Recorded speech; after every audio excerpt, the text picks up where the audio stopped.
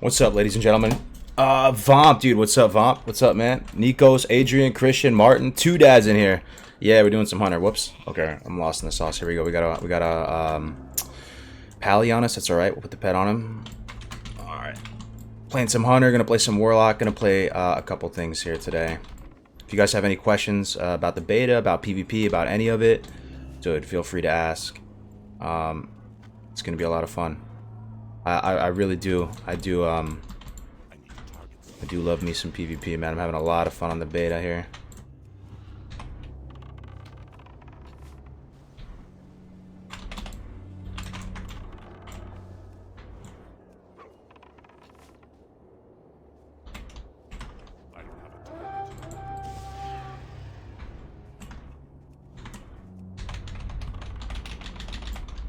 All right, let's see here. What's up?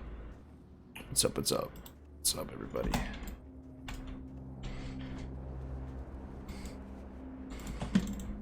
Yep, back to Hunter. People have been asking me the past couple of days, Kargoz, what class do you enjoy? What class have you been enjoying the most? We've been messing around with some different builds. That's one really cool thing about this ALTERAC Valley weekend or whatever is you can just mess with builds. You can make new characters easily. You can respec easily. You don't have to worry about any of that stuff. So we've messed around with some cool stuff. And I have to say, I love Hunter PvP. Hunter is so much fun in PvP, guys. I have to say, it is just awesome.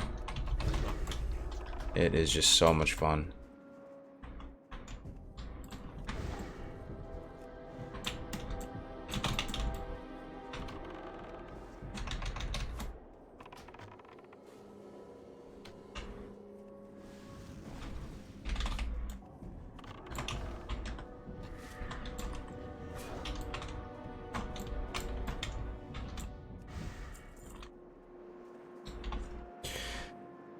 Bomb doesn't think so. Subcargos, you're doing all right? I'm doing great, guys. I'm doing great. Monday morning, man. It's another week closer to Classic WoW. I hope everybody had a good weekend, good Father's Day weekend.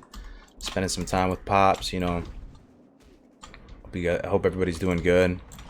I'm just excited AV's still going. I don't know when they're turning it off today. I don't know if anybody knows, but the fact we can get a little bit more PvP in before they go back to the old beta servers is great, man. It's awesome. I had a good weekend. Just chilled with the family a bit. I did play some ALTERAC Valley this weekend as well.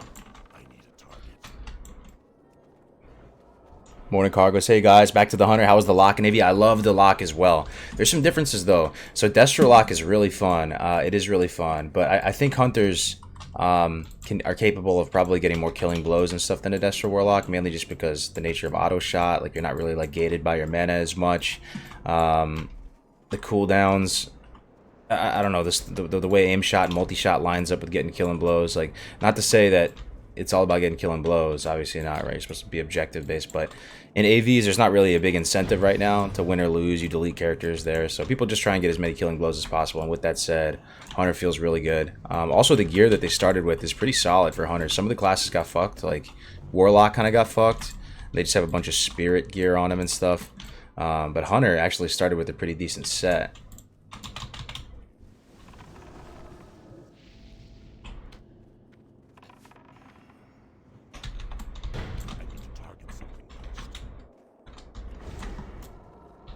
So we're just kind of fucking around right now.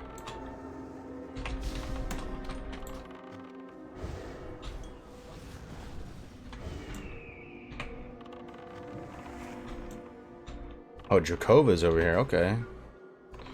What are those different ranks? The ranks. So here is rank 1 Serpent Sting, rank 1 Viper Sting. You can pretty much find reasons to have all the different ranks on your bar. One thing that drives me nuts is that Feign Death isn't really working properly.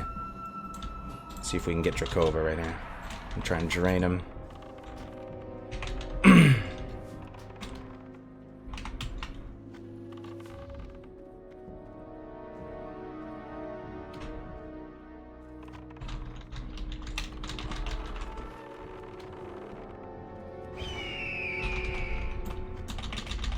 He's dead. I thought you said Spirit was OP in vanilla. No. Spirit. I mean, Spirit is a good stat for leveling. Spirit's a good stat for leveling. I mean, it's good. It's good too. And oh shit, there's a fucking dude right here. Spirit It depends on what class you are, right? Spirits. I mean, spirits a good stat. It's an underrated stat. I don't think it's the greatest PvP stat necessarily.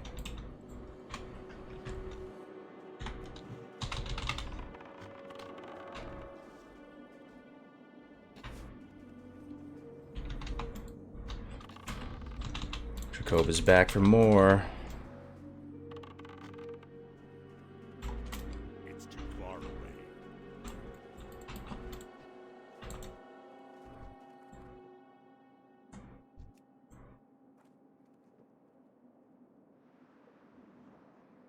Let's see if he wants the 1v1.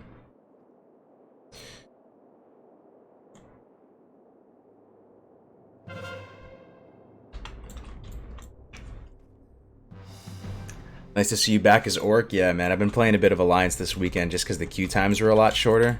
But it definitely did feel weaker. Even though people say AV is Alliance favored, didn't really feel so much on the beta. I'm not sure if all the PvPers are just going Horde or whatever. He doesn't want to fight. Or does he?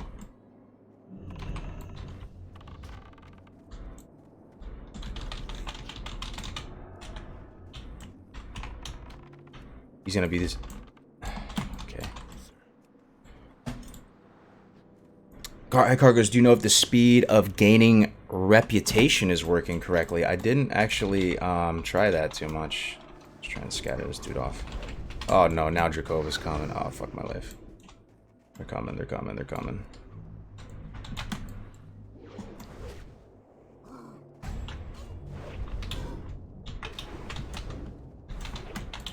Oh god, there's so many of them.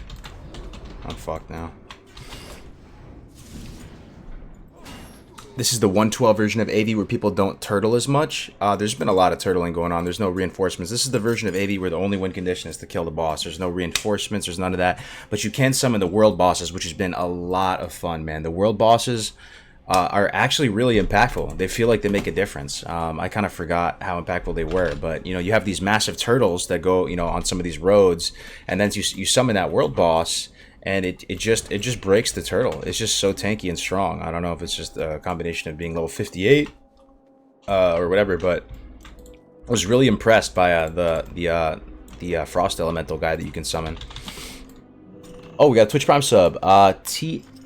THLNEX just subscribed. Thank you very much, man. Welcome to the channel, man. Hey, man, 6 streams. Keep up the good work. Very nice of you to say, man. I'm just getting warmed up here today. But good to see everybody back in the stream. Happy Monday, bro. Thanks very much. It's Happy Monday, though. It feels like an oxymoron right there. Although Mondays aren't so bad when you're playing Classic WoW, that's for sure. All right, let's see what's even going on here. So we got a little push up here.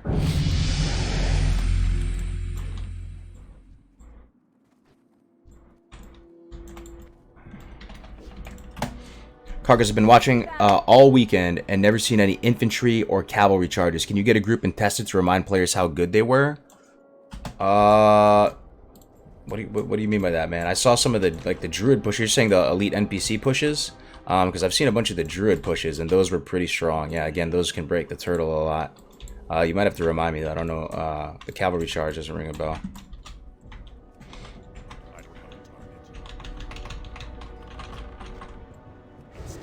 Okay, big damage.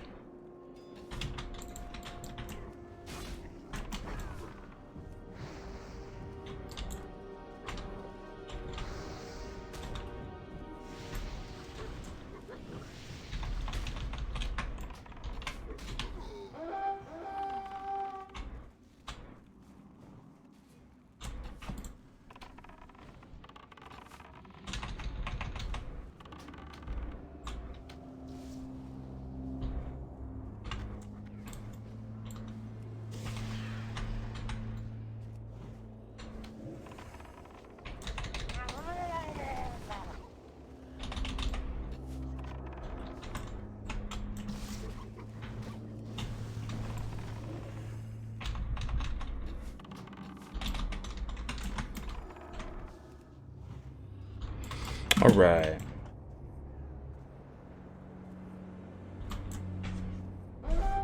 Kargoz, do you miss Hunters yet, or are you still staying with Warlock? I'm gonna stay with Warlock, but I do miss Hunters, man. The Hunter playstyle in PvP is so much fun. It's so much fun. It is pretty scuffed that Feign Death isn't working, and you know, some of your core mechanics like that, like being able to scatter, Feign Trap, stuff like that isn't working. But God, it's so fun, man. I think it's probably my favorite playstyle in PvP overall. What are we doing over here?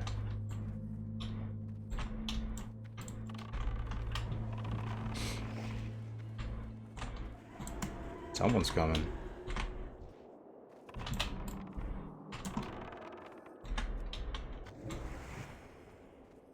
I'm out of range.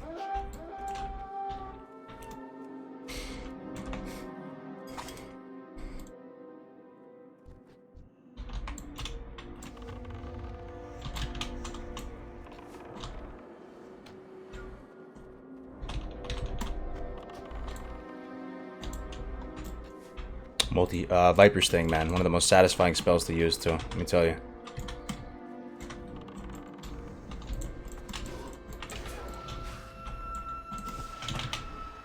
Oh, here they come.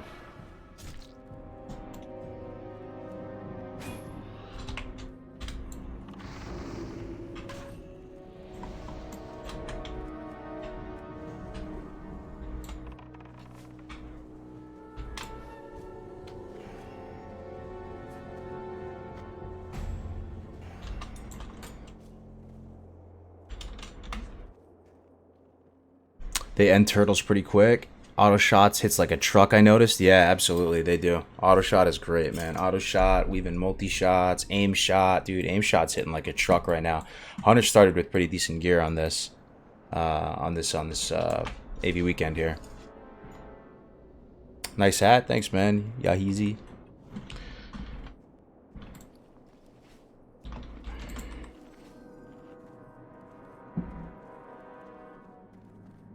Welcome to the Twitch side. Watch Good Morning Azeroth and love to talk about gold making plan for Classic. Ofetta, man. Ofella Gnome. Thank you very much, dude. I'm glad you enjoyed the Good Morning Azeroth. It was a fun one. Yeah, it was good having Ale on there. All right. Let's hit everybody that we see with Viper's Thing. Let's do that.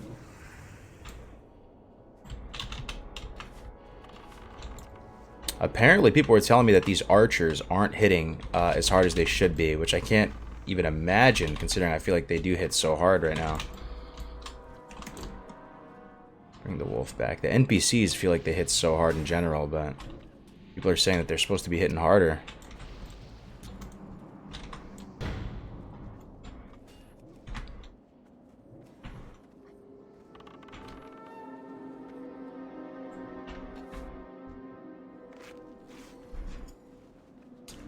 Something that's very important to my account. First vanilla tune, Taylor Enchanter. She never had coins, but she sold one enchant.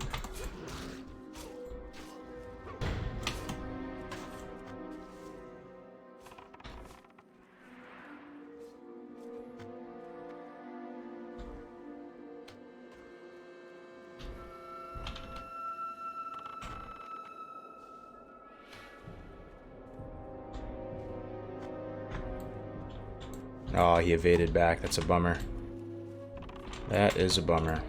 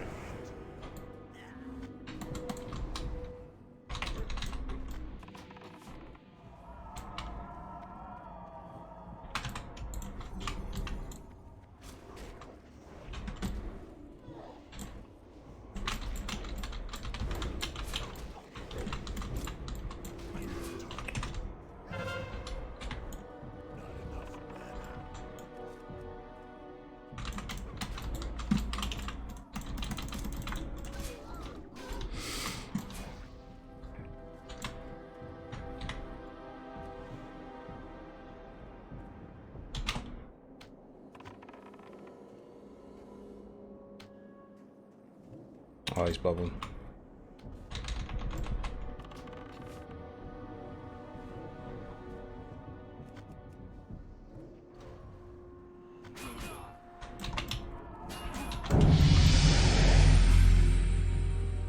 All right. What time does this AV end today? I don't know, man. I think people are saying 1 o'clock 1 o'clock Eastern, which would be like 3 hours from now. We'll see though. We'll see what happens. Level 58, the fuck? Yeah, this is everyone's level 58 on the beta right now for AV. They spawned everybody with templated, streamlined gear. Everybody's level 58. But it's kind of cool, man. You just delete characters, make characters, try new specs. I get to play some Hunter, man. I'm grateful. I'm grateful for the opportunity. And it's, you know, it's a hell of a lot better than what we were doing on the beta before, man. Like, nobody was out in the open world before on the beta.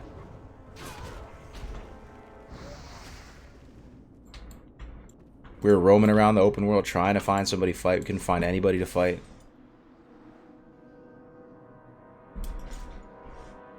Just tuned into the stream, playing your staple Kargoz Orc Hunter. Yeah, man, dude. I'm returning to my roots right now. Turning to my roots. Feels good, man. I missed Hunter.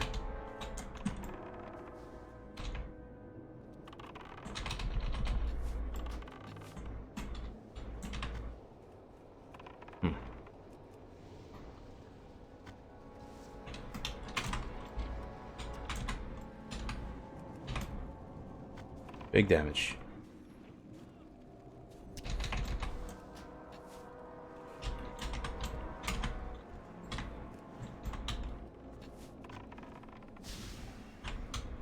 Oh man, that elite hits hard.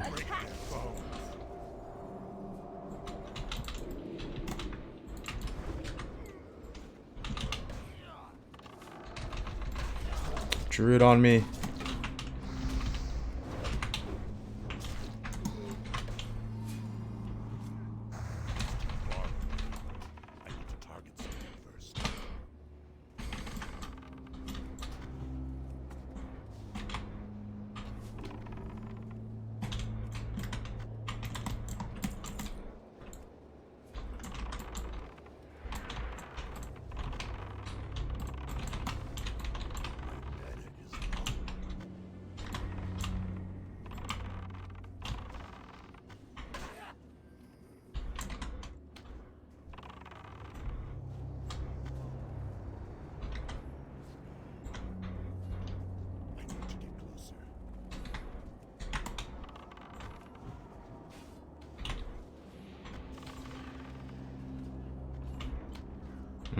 Not hiding from me today, Mr. Rogue.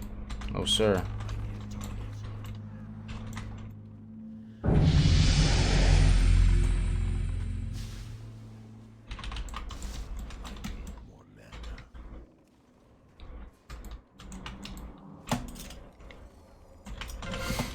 How much have you been playing around with warrior spells and abilities? I would be happy to learn how slam works in the beta.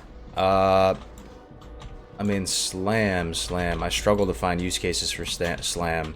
What are you thinking with regard to slam? Is there anything you want to test in particular with slam? I'm not a huge fan of slam. In general.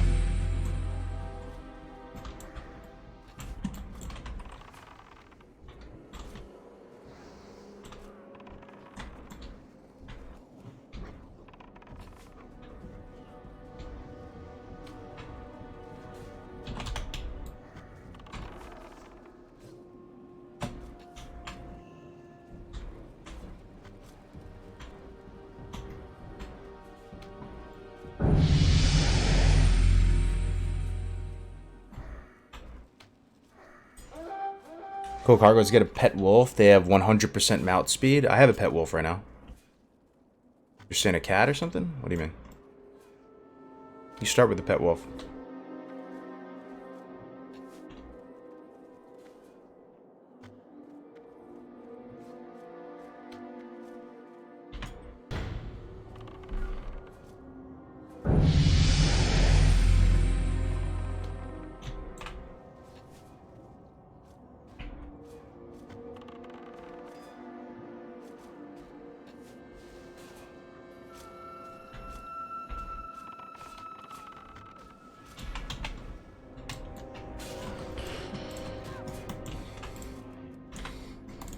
Ooh, a BOE blue dropped right now. 10 int, 7 stamina, 11 spirit. Check that out. Band of the Hierophant. That's cool. So everybody's going to need on it. I'm seeing a few different videos and streams of streamers with add-ons. Are we already blessed with the add-ons of old? Yeah, actually, man. There's a site out there called Will It Classic. WILL It Classic. And they have been posting add-ons that developers have fixed so that they're working with Classic. So we actually have a huge amount of add-ons already, actually. Stuff like PFUI, which is something I'm looking forward to. The whole LVUI suite isn't done yet, to my knowledge, but stuff like swing timers, auto shot timers, as you can see right here, like this is a little auto shot timer. That stuff is already available to us. So it's looking like, because we have a beta, we're gonna have all the add-ons of old that we had on private servers and back in the day, which is cool. Ooh, here we go.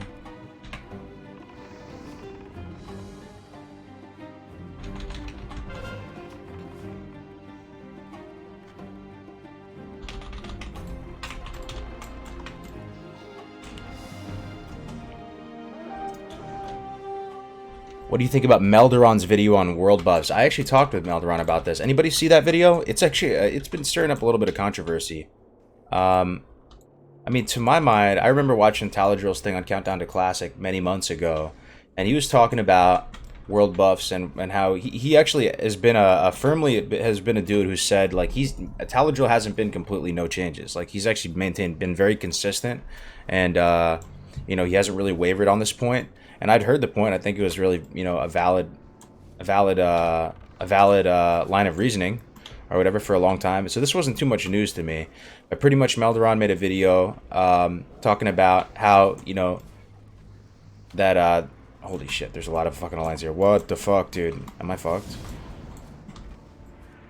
Oh man, I'm done. I'm donezos. He just came out of nowhere, man. Scatter him.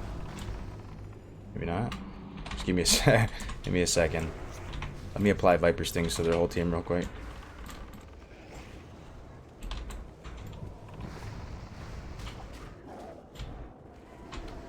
Oh man, cheese and rice. I'm taking some damage right now. I'm dead. Oh, we didn't have the graveyard either. Oh, ripperoni.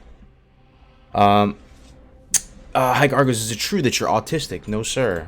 At least, not to my knowledge. So Melderon basically made a video talking about world buffs and how there's a certain line of reasoning that says that maybe they could be considered an exploit, because if you look at the definition, the definition of exploit, if you look it up in Wikipedia, part of that definition says, you know, utilizing a game mechanic or something in a way that the game developers didn't intend.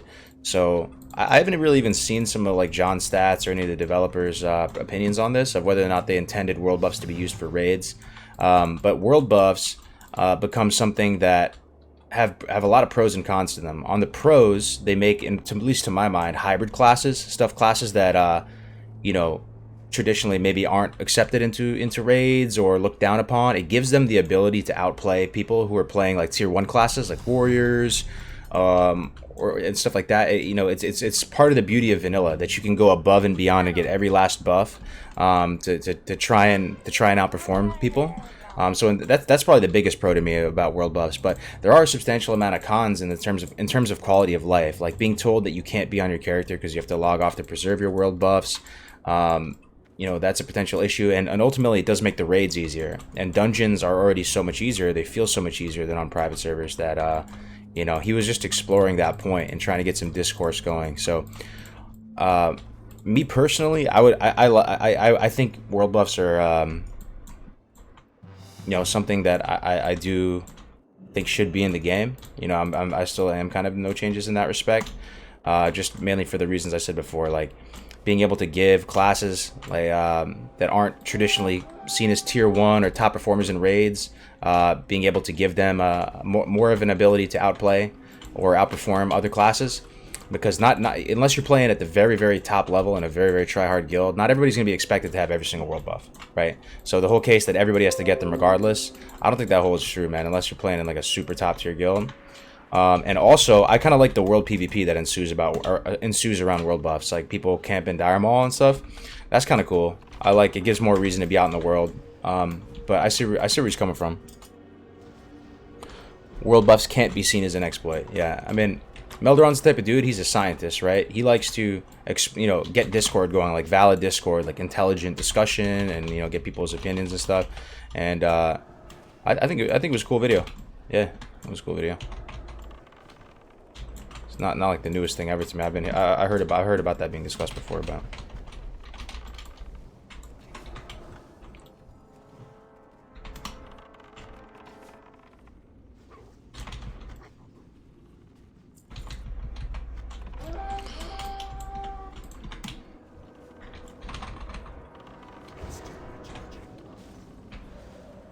Holy moly, that's a lot of damage.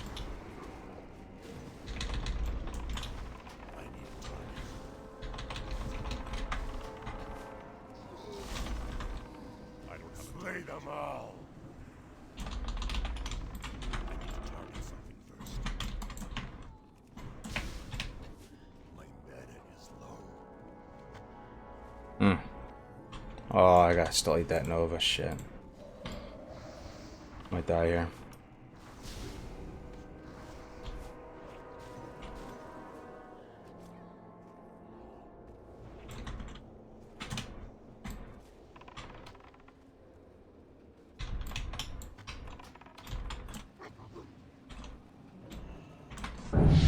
Alright. Good video. Calling it an exploit was a really poor decision because it makes the rest of your good argument look weak. I could see that. I mean, I could see that. But I mean, you have to admit, when you saw, when I thought exploit before that video, I was thinking like, like stuff that, I don't know, like speed hacks or some crazy shit. But I didn't really look into the definition of exploit before. And, by reading that definition, I could see where he's coming from with it. But yeah, I feel you. It's a very polarizing word. Exploit, that's the type of word that gets people up in arms, But honestly, people were saying that the video was getting a lot of controversy. Even I was saying that a second ago. I was looking at it, didn't have that many downvotes or anything. I think because Melderon is just a good dude.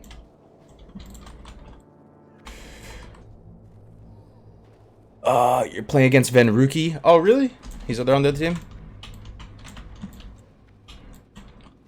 I saw Drakova in here.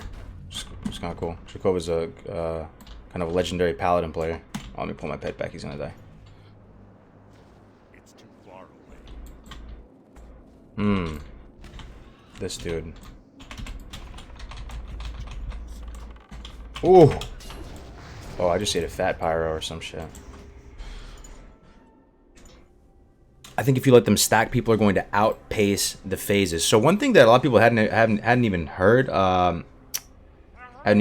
about before is that some private servers actually did manipulate the world buffs. So on some private servers, for the first month or so after a raid tier opened, they didn't allow world buffs. That was something that was explored on past private servers, and some people were sharing their experiences playing on those servers. I didn't even know that. So. But yeah, I mean, if you're asking for like an official, position on it from me, is I just want to kind of be as no changes as possible. I also think the world buffs are going to get some changes to them, right? In the sense that they're not going to be as accessible as they are on the private servers. Some of the, like Oni's head and stuff like that. Oh man, thinking about it now though, it could make it so you have to log off on your character, even more frequently, or for longer stretches.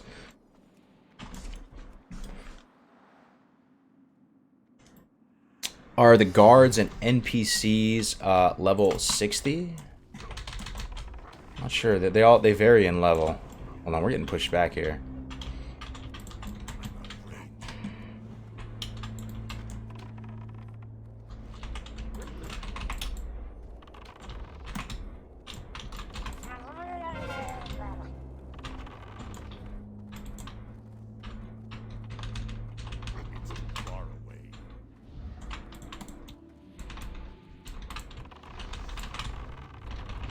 Oh, dude, this mage is about to do his thing. Oh.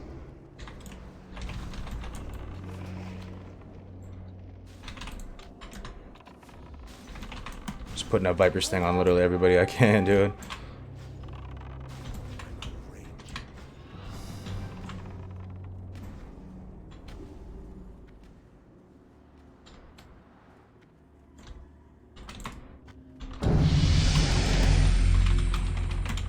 Oh shit, big damage, big damage, big damage. I'm dead.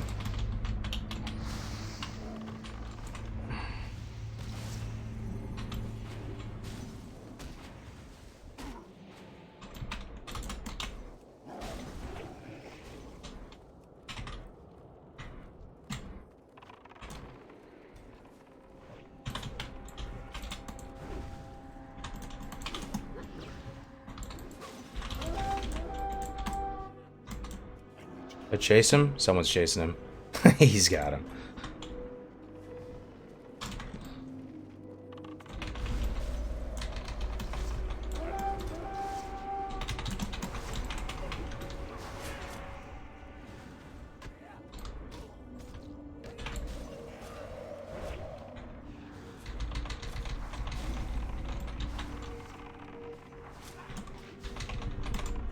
Oh shit, dude.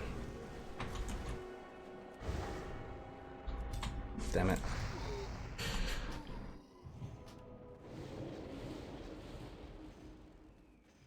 Wasn't Onyxia buff limited to one time per 2 hours it was displayed, or am I remembering it wrong?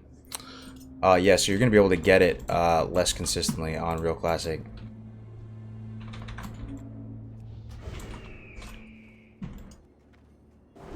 What? There's a rogue here?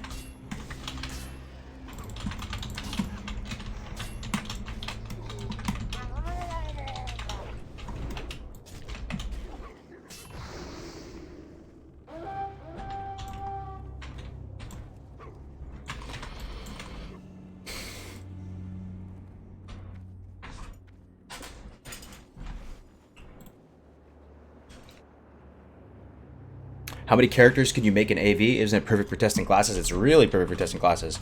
I don't know the max, but you can make. I mean, you just pretty much make them and delete them instantly. So like after I play on a warlock for a little bit, I'll just delete the warlock and make another class. Make it again. You know, you can make a ton.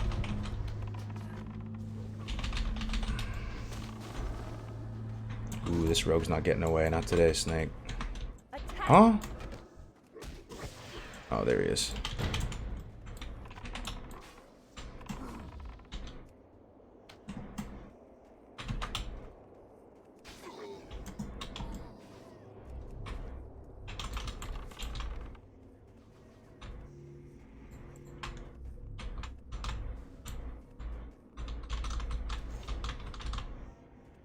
Oh, there's another rogue. Oh, no, dude. That feels bad, man. Shit. I have a question. I remember in vanilla, one time as a horde when I dueled an alliance, he turned on PvP and it caused me to go PvP and got killed by another alliance player. Yeah, getting flagged for PvP combat. Yeah, for sure. If you were like if you were in a like in a friendly zone or something, right? And you flag yourself for PvP combat, or you attack someone of the opposing faction, it'll flag you for PvP combat and they can kill you.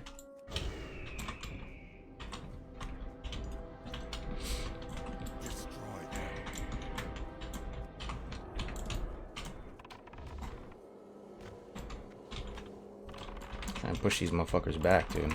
Put Serpent Sting on everything. This bridge is hard to break, though. Put Viper Sting on everything, I said. Oh, here they come. Scatter that motherfucker.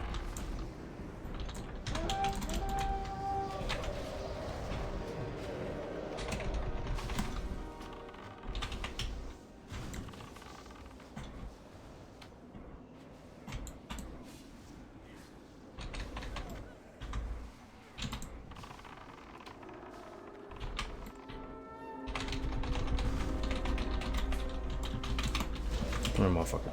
Oh, shit.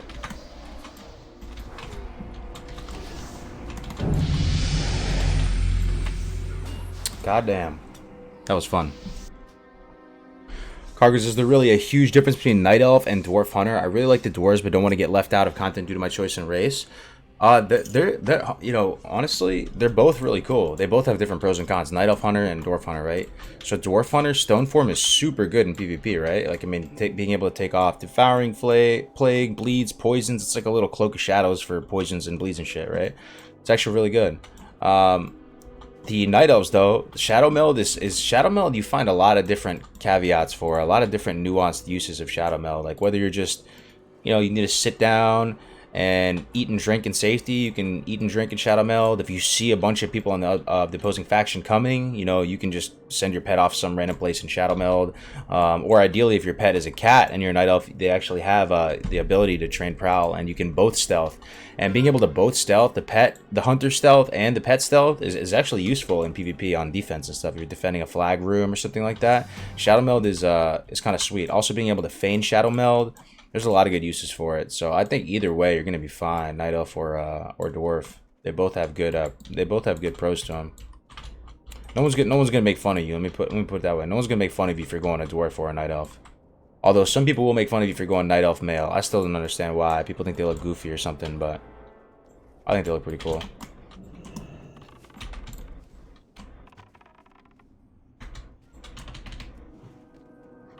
No, not this guy.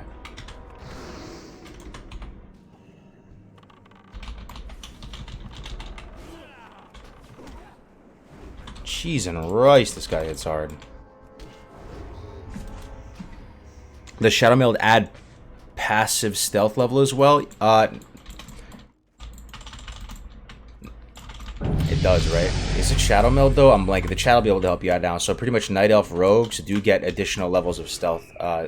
Like there's a stealth level, you know, like it's almost like if there was skill points in stealth or something. And Night Elf rogues will get, I think it's a passive though, right? It's a passive effect of having a Shadow Meld, right? Someone chime in the chat, someone's gonna know for sure.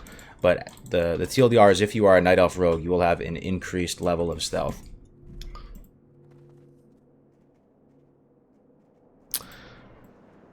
Thanks for helping me get through another day. Love you, dog. Thank you, Doom, dude. That's what a nice thing to say to another human being. I'm glad it can. I'm glad I can help out in some way, man. I'm just playing games, and the best game ever made. Uh-oh, man. A lot of lines pushing in. Is this comeback, dude? I was feeling pretty good about our chances here. Okay, we destroyed the Dunbaldar north and south. They did ours as well. This is looking a little sketchy now. They're pushing back.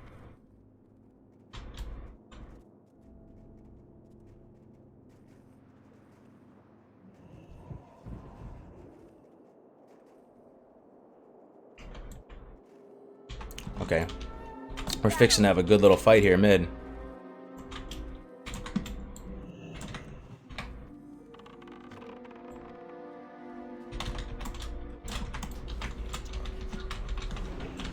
Scatter one. God, I'm in trouble though.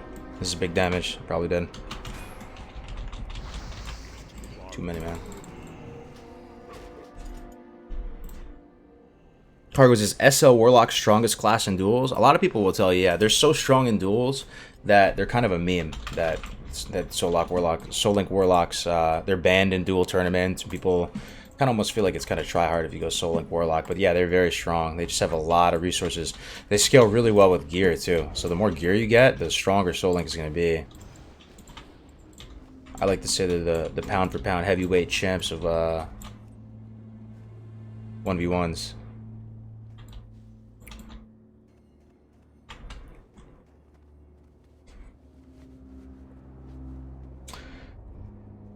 Males might be stupid, but not weird if you're a guy. Yeah, I think Night Elf. I mean, Night Elf males. They're kind of brolic, dude. They got good height, kind of strong, dude. I think they look pretty cool. Some of the hairstyles, though, I do concede. Some of the hairstyles look pretty goofy.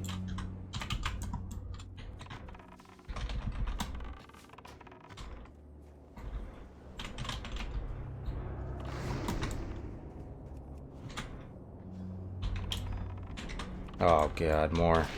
They're everywhere, boys.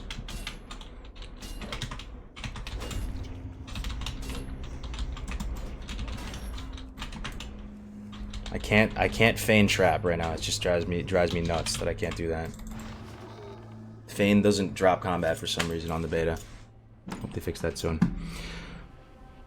I heard there's a bug with feign death. Is this true though? Can't leave combat with feign death. Yes, it's very true, and it is very impactful. That's one of the core bread and butter ways to be able to get people out of your dead zone, to get out of melee range, just to be able to scatter into a feign, into a trap, or just a feign trap, or intimidation feign trap.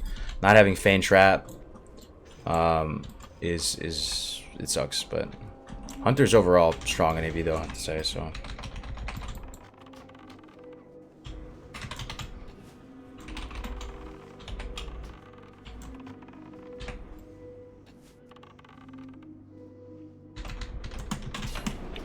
Alright, buddy. Alright, buddy. That's fine, buddy.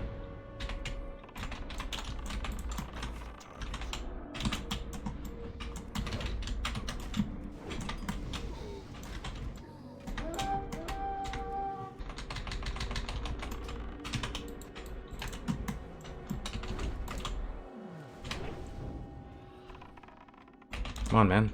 Shoot that.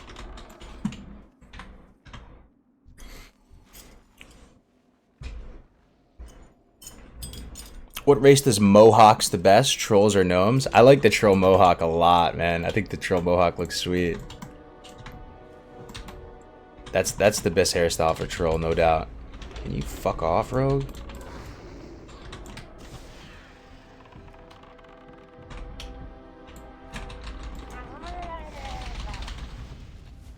Oh, cheese and rice. They're pushing into our graveyard. Feels bad, man. Yeah, I'm dead. Super dead. Feign death does nothing, as you can see.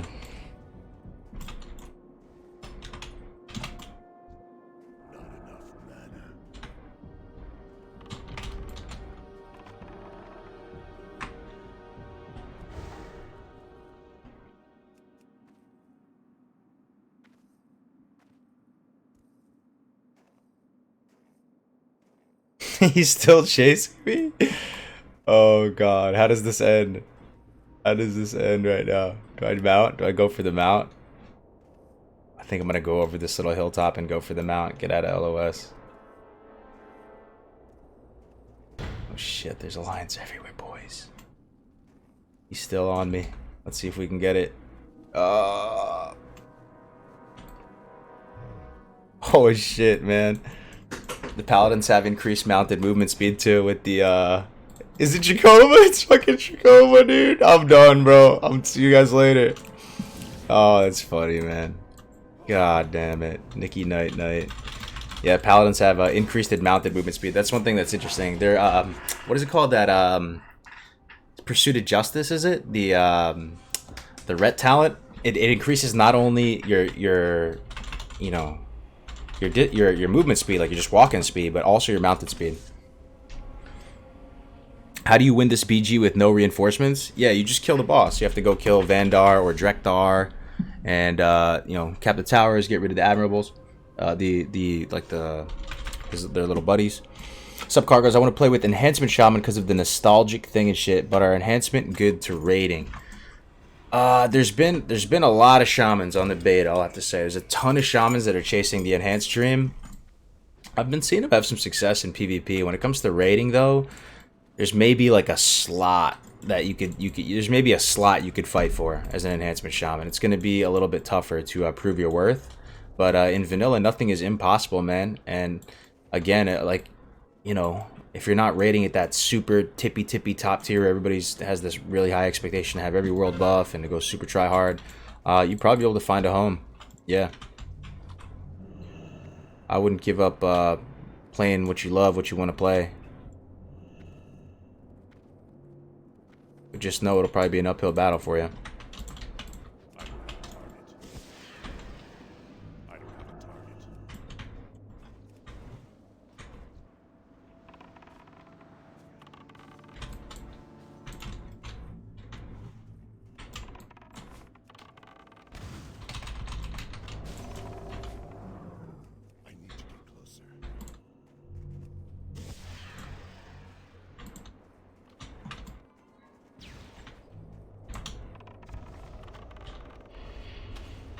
Meeting a full row warlock dots. Where's he at?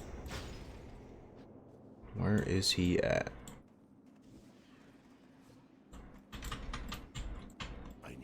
Oh god, look at this. Scatter. Bam.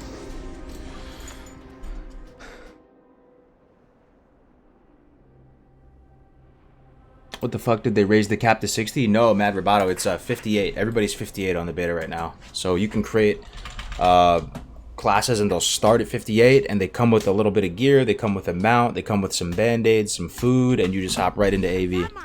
This will be going on for probably another couple hours today. They're going to shut it down today, unfortunately. Then it's back to the normal beta grind. Hey, Dawkins in the house. What's up, my guy?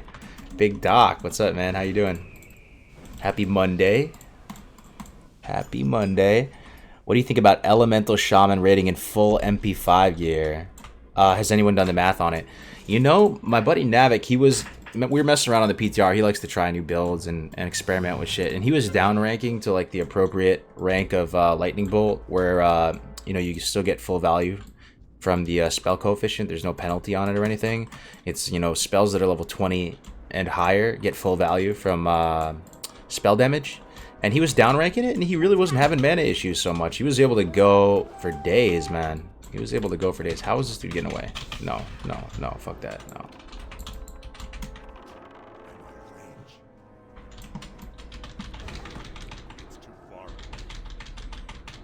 No way he's surviving that. There's no fucking way, dude. Yeah, he's dead.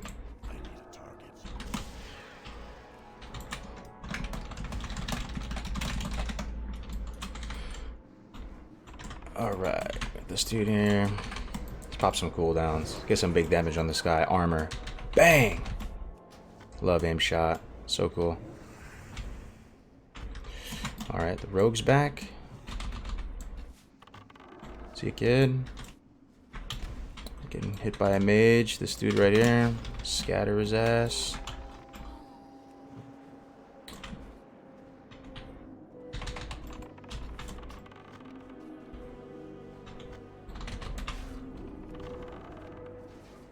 Oh, is he still alive for real?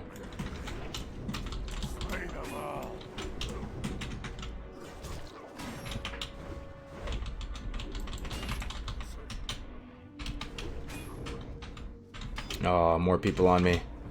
No, I can't feign death to get him off me either. I'm dead. Morty Kargoz, hey, Noob Taco, what's up, man?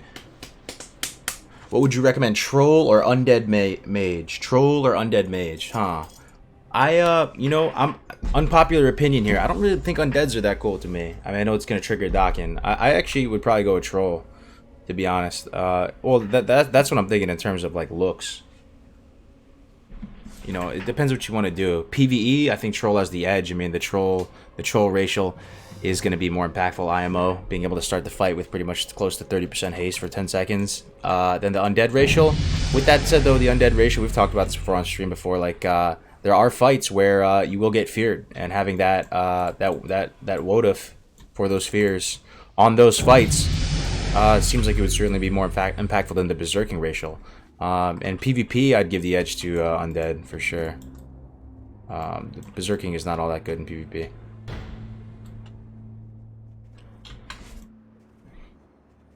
Yep, troll better PvE, undead better PvP. Yep, that's pretty much where I'm at with that as well. Oh, yo, it's Gannon. So, got some people in here from the stream. Oh, it's Tribe. Awesome, dude. Scatter this mage. Tribe right there. I want to kill Tribe. He's running away. There he is. Big Tribe, dude. Let's go. Big game shot for him. Bang. Dead. So your little wombo combo as a hunter is to auto shot and to aim shot. Aim shot goes off. You auto shot, multi shot, auto shot. You do that, people will take some big damage. Ooh, that's a juicy target right there. That dude, please tell me he's dead. Yeah, he's dead.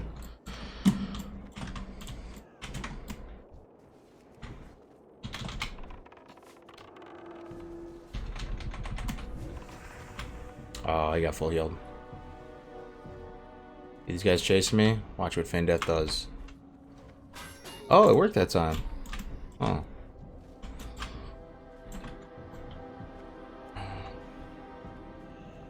Drink for a second here. Morning, mate. TY for the good vibes as always. Hey, thank you, Tom. Yeah, man. Gotta have the good vibes. Another week. Closer to classic, man. Playing some BGs. Feels good, man.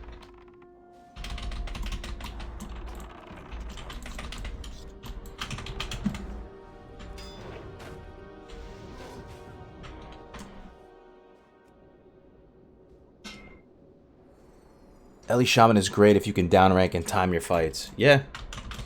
Yeah, I would say so. I mean, I really don't know their potential. I don't know if people have really done the math and tried. I'm sure there are, though. There's enthusiasts of every single class in this game. Like, people who really love to just tinker with stuff and find new builds. And I'm sure some people have tried it. I would join the, if you really want to try and explore that, I would join the Shaman Discord, run by Melderon and Egregious. And see where everybody's at. See where everybody's at on that. The LE Dream. Berserking is nice. Yeah, I like Berserking a lot. Troll racial over undead for PvE, Dawkins says. Yeah, pretty much every class that can PvE, it's going to be more impactful. But I just do think the thing people do maybe sometimes not think about, though, is that there are fights you will be feared, right? And you are Horde, right? You don't have Fear Ward or anything like that. So, you know, there's some sort of impact from Woduf in PvE as well. There's also some sort of impact for Cannibalize in PvE as well, man. Like, there's just something there that, like, you know, if you need to heal yourself and relieve, take a little pressure off the healers, that's very much something you can do. Oh, dude, there's a freaking rogue over here. Nah, dude, fuck no snake.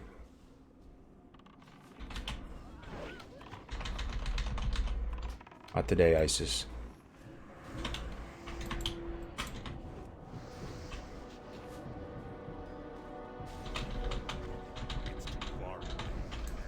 I can't get him.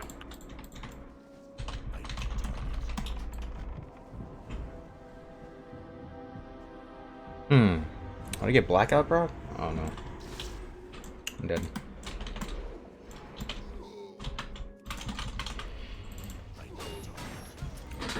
Would Cannibalize is legit for warlocks? Yeah. Would NG be good or stupid for mage? Engineering is probably most important on warrior, rogue, and mage. It's probably the most important for them. It's really important. Engineering is like BIS profession for PvE and PvP. It's kind of necessary. Yeah, and for PvE too. Engineering is. Oh, did I really just miss it? Oh man, feels bad. NG is a must if you're serious about PvP. Definitely for PvP, but also for PvE too. Like tanks that are really trying hard are using explosives for additional threat. You know, weaving in sappers. Like pretty much any class could like weave in a sapper for additional damage, and the tryhardery can go super deep with engineering in both PvE or PvP. You know, if you come and you're willing to spend that bank. All right.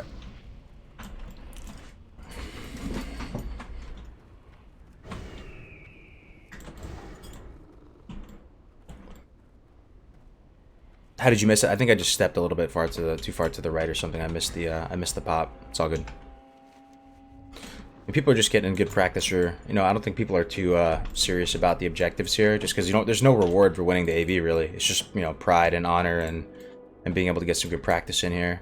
So people are just like turtling, chilling.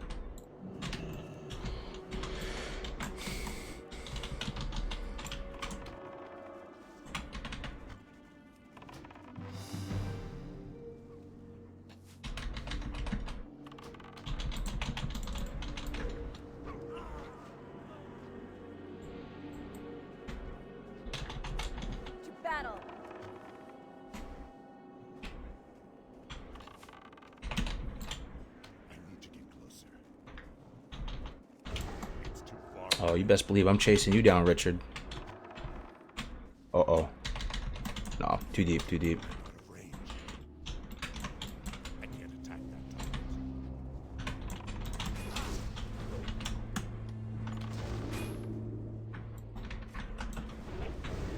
Oh man, super dead.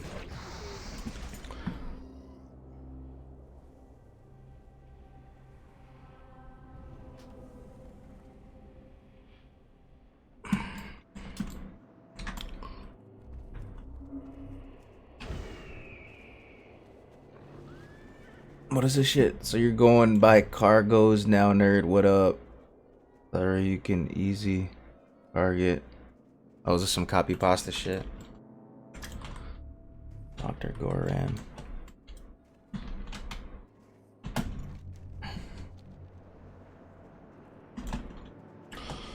I see you're testing hunters lately at AV. Are you re-rolling them from Warlock? Nah, man, I'm still going Warlock. I have no regrets with Warlock. Warlock, you feel very capable. That's a thing. And I've been having to stick up for Warlocks too. I did Magus cast yesterday with North, and man, I thought I did a pretty decent job sticking up for Warlocks, dude. I'm really liking the Warlock dream.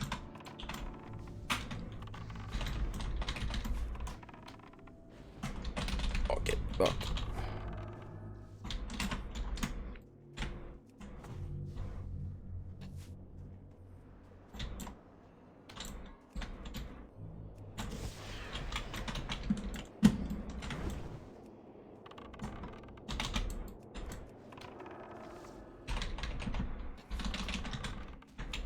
Jimbo Slice. One of my best friends, that's his username.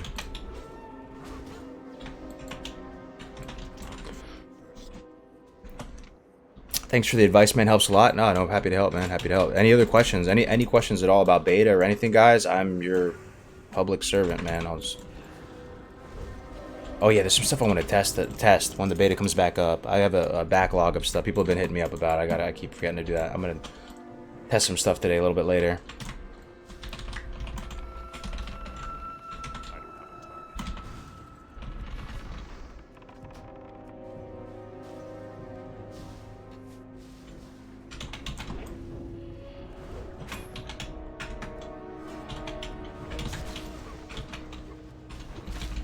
Ooh, I survive? Deep wounds? Maybe one bandage stick? Woo, barely. Barely survived.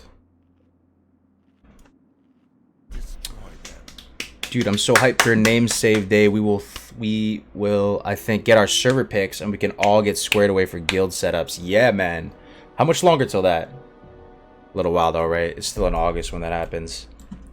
I'm hyped for that too, though. That's going to take a lot of pressure off. I feel you, Dawkin. You know, because you're a guild leader, right? The coordination that would have had to gone down, that would have had to gone down on launch day if they didn't have that name save thing would have been an absolute nightmare. The fact you can get it all squared away so that you can actually hit the ground running, that is just great news. That is great news, man. Kargoz, you plan on joining a server with a heavy streamer presence and compete with everybody else, or do you plan on doing your own thing?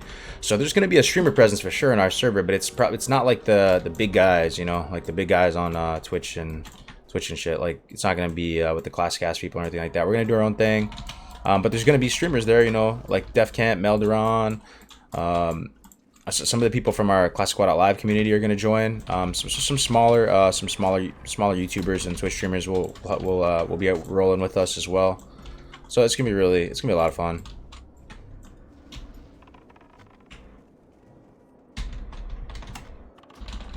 Ooh, dead. There you go.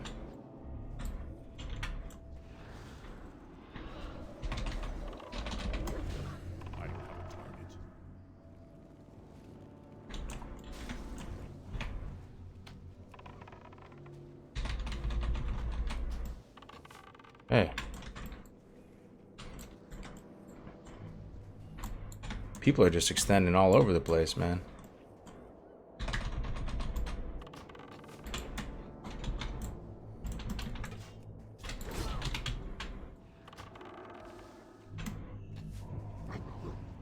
Ooh, double Viper sting. Feels good, man.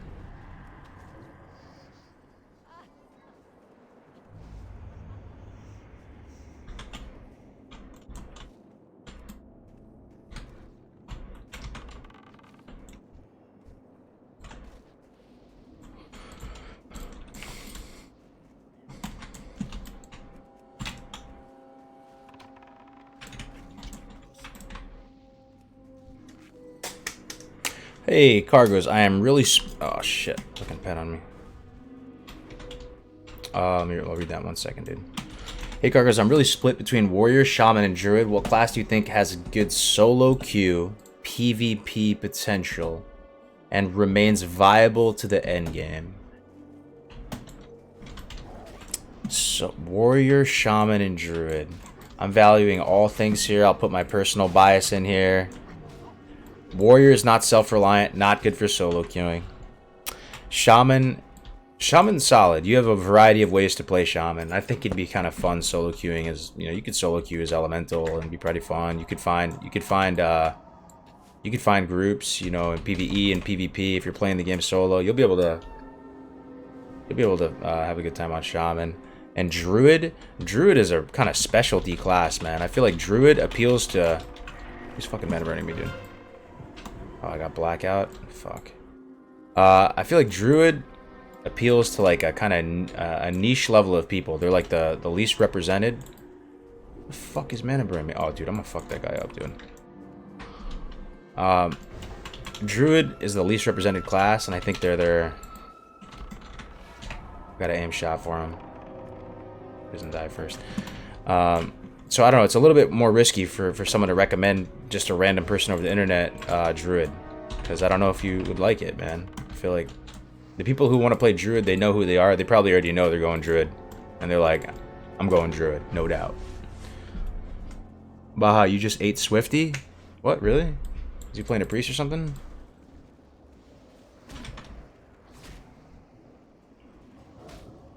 Huh. Where's this dude going? Oh, he's back.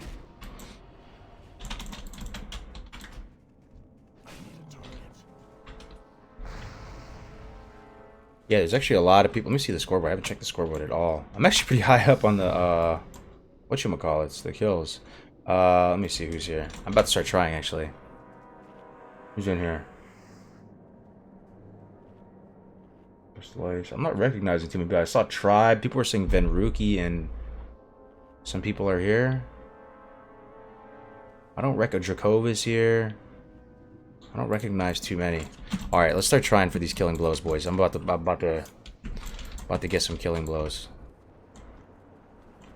Probably defense. I like defense better for getting killing blows. There's Dracova. All right, let's get some killing blows. Let's get some killing blows, man. Let's get some blows.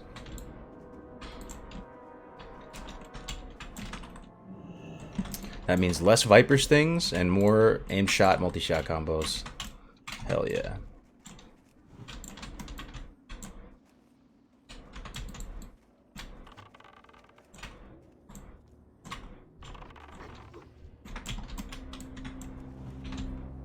Too many. This guy wants me to fucking scatter, dude. Fuck.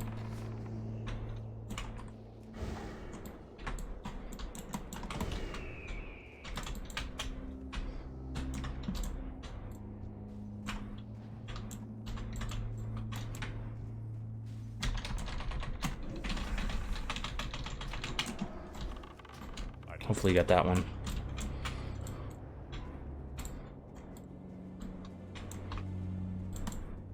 Oh, dude, does this guy want to fight? Shit, dude, there's so many of them. Fuck. Oh, I'm fucked. I'll try and get the kill on this guy. That's my best bet, I think. Oh, he's dead. Oh, we can win. We can win. We can win. We can fucking win. There's a fucking guy here. Hell yeah. Aim shot. Big damage.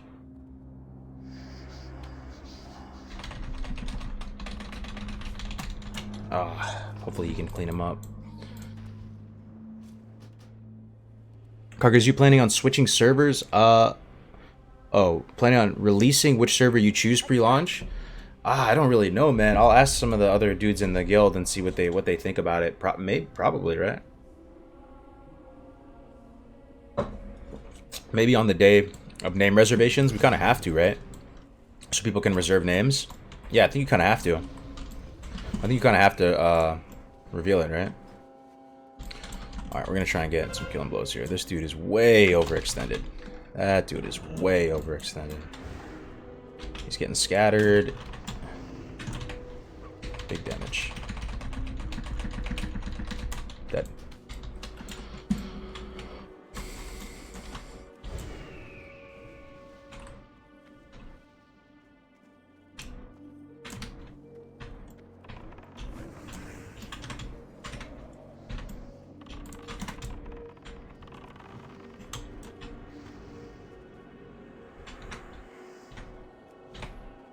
Big damage on Jimbo Slice.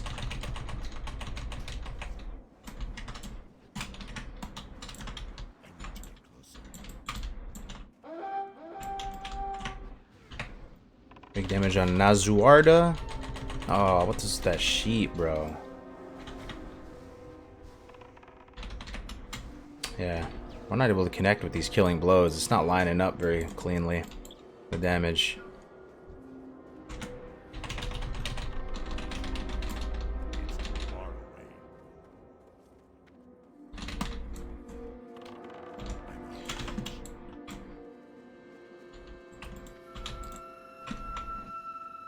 Kargoz, I would only advertise in guild only on server choice. Oh, okay, okay.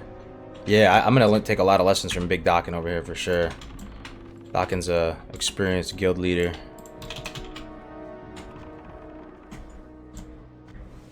Big Doc knows the way. Loot the gnomes. What's the best points do you go for in Hunter? The talents? I can show you the talents. I feel pretty good about these talents right now. Basically, overall, the pet is kind of low impact in here. So I'm not really going too heavy into pet-related stuff. This dude's trying to sneak around or something. I don't know what this dude is doing. He's going to eat a big combo here, though. Okay. Let me see the killing blows. Am I going up? I need to get to 37. I think I can get to the top. I'm actually going to try to get killing blows. Hunters are amazing at getting killing blows in BGs. I have to play it a little bit weird though.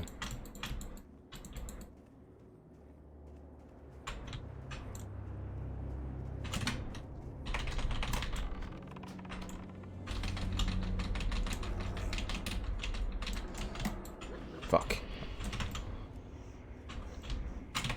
Oh, big damage on Jakova.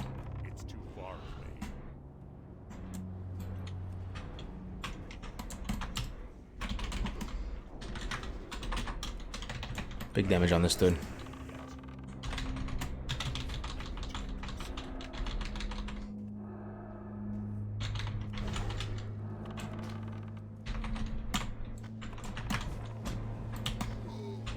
Cheese and rice, dude. This is gonna fucking kill me. Just this pain, I think.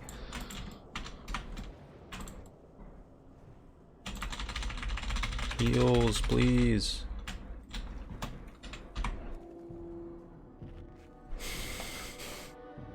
Yeah, let me show you the talents while I get mana.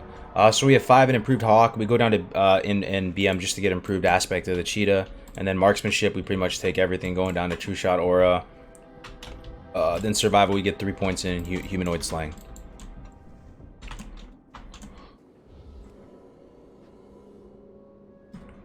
Okay.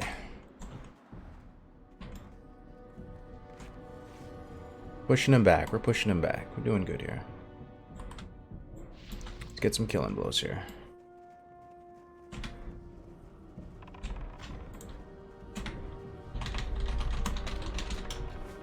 Sweet. That was one. Nope, it wasn't. Okay.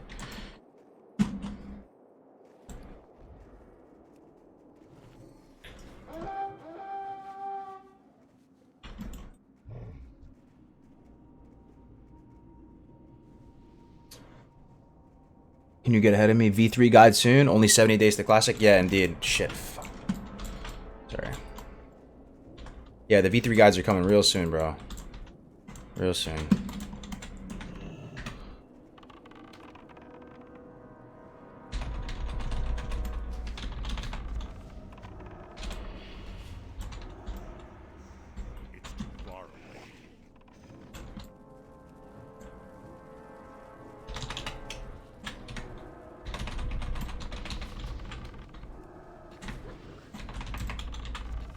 What fucking warlock is just wants my fucking attention, dude? Where is he? I think it's this motherfucker right here.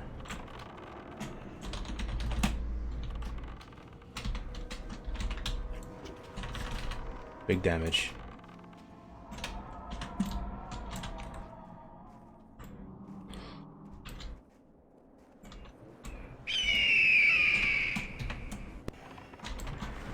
Damn.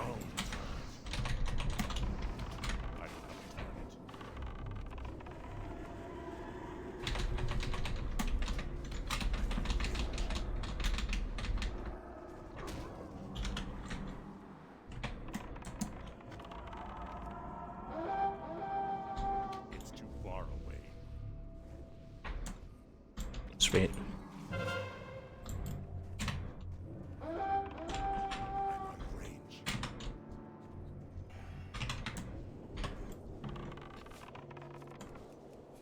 Seduced.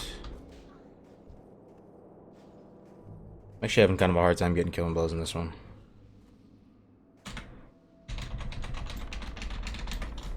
Alright, that's one for sure. Alright, we climbing, we climbing. Oh, nice. Free food right here. That is not another one.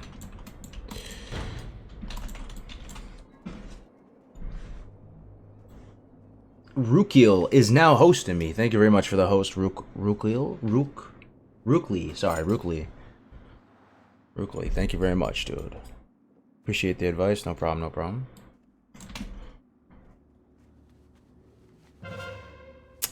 I love your guide videos. You're gonna do one for add-ons? Yeah. It seems like honestly now we're in a position right now to make guides on add-ons. We know we're gonna have add-ons for real. Like every add-on is gonna be available, including stuff like weak auras. Like weak auras is already working. Navac is already going crazy with the weak auras. Where should we go to get killing blows? I generally don't like offense for killing blows. Bunch of alliance over here. Let's go kill some alliance. Yeah, they're pouring out of this they're pouring out of this graveyard over here. Oh yeah, dude, come on, let's fight.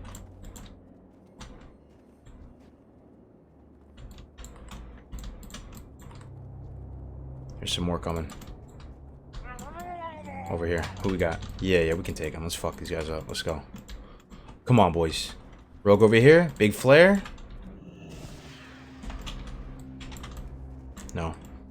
No cigar.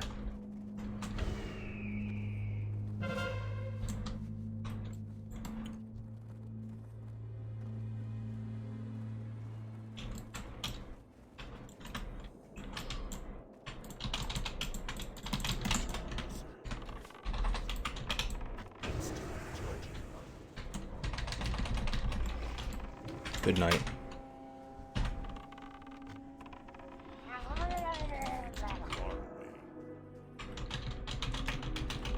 Can I snipe him on the bridge from here? I can't? Oh, man.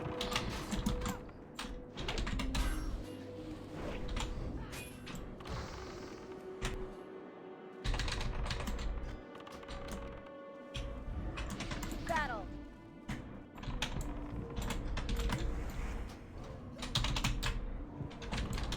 He has no mana, though. He has 2 pains on me. I'm dead from this. He has no mana, but I'm dead from this. Yeah. Oh, man. I'm all the way down here, too.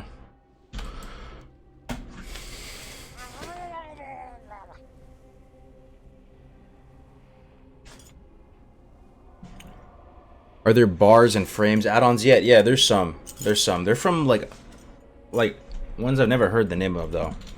It's not like PFUI or what are some of the other ones? Like, you know, I haven't seen like Dominoes for bars. I haven't seen what is that other one that has the animated frames? You know, like the animated faces and stuff. I haven't seen that one yet. Luna, that's it, right? Luna. I haven't seen Luna yet.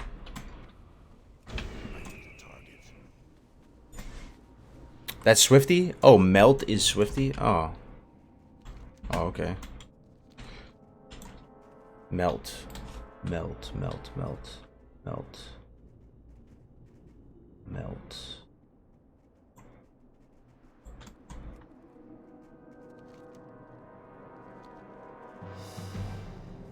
Oh, nice. Seems to be some fighting over here.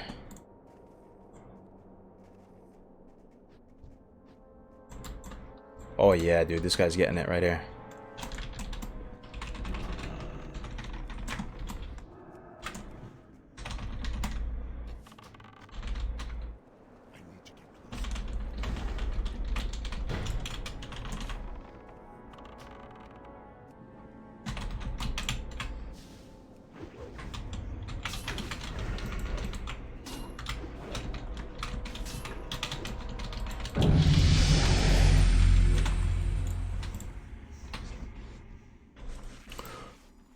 Kargoz, you know Lil GB is Van Rookie?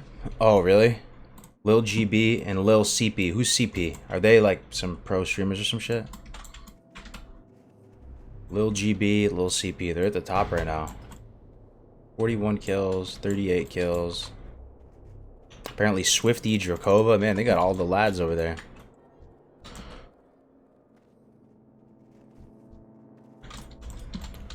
CP is Zico.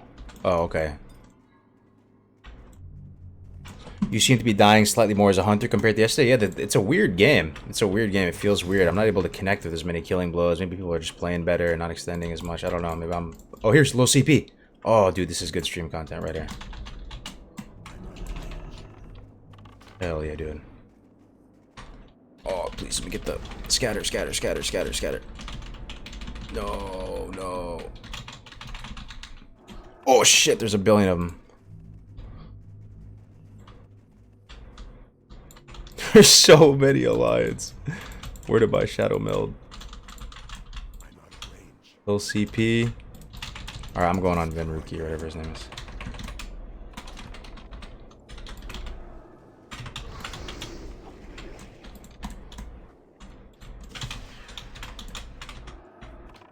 I'm gonna cock up an aim shot. I think it's gonna connect. Yes, yes, yes, yes, yes, yes, yes.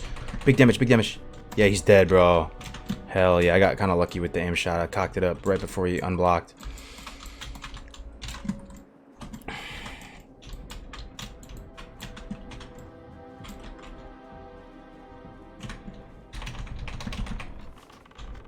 Nice. Scatter this motherfucker. Get out of here.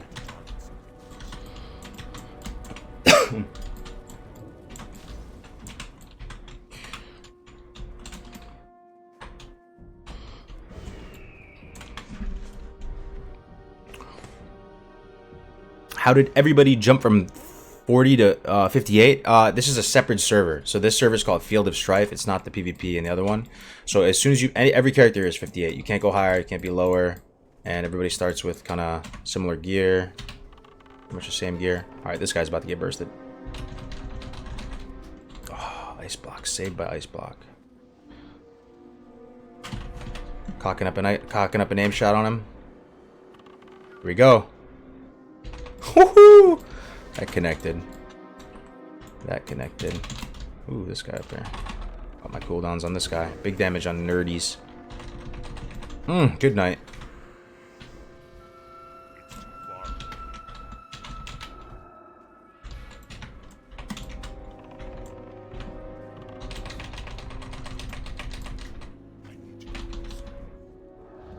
Oh, no way he's escaping.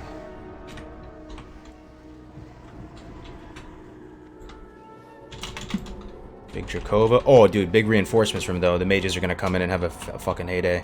I gotta blow up the mages. Little GB. Now I got my eyes on Venruki, man. And a little CP. Look at him.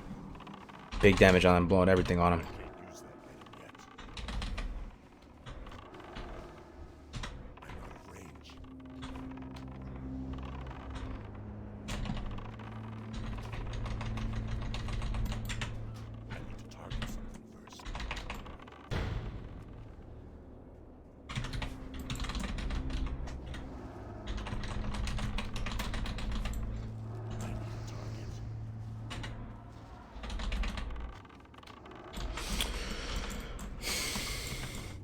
What is this guy doing?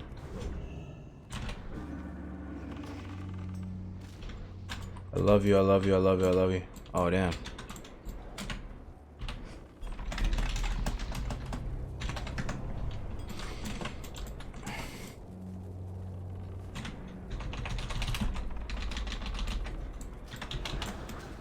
Oh, no. Oh, no. That is some big damage. Oh, no. We need to heal a little bit. Let's check out the killing blows too. Come on, man. Oh, feels bad. Any idea when the beta realms are coming back? Some people were saying 1 p.m. Eastern. I have no idea if that's true or not. Let me see the killing blows. I'm moving up, boys. I'm moving up. Moving up.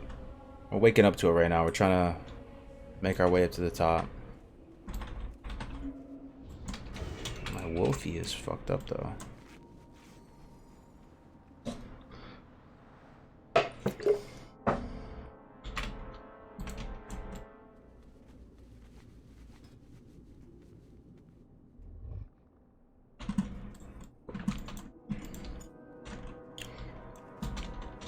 Low GP is Zico then. Okay.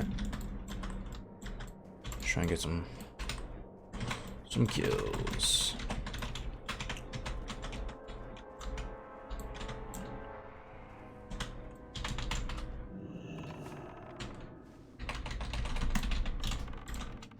Ooh, okay, buddy. Okay. All right. Oh, death coil. Ooh. Dude, I got flanked or something. Damn, outplayed. Who did it? There's an immolate, corruption can flag. Oh, I got opened up on by a warlock and a double pyroblast. He pyroblast, palm pyroblast. Yeah, if you get pyroblast, palm pyroblast, you are dead, my friend. You are dead. Only thing is he can only do that once every 3 minutes, right? So he blew his load on me. He blew his load. Okay.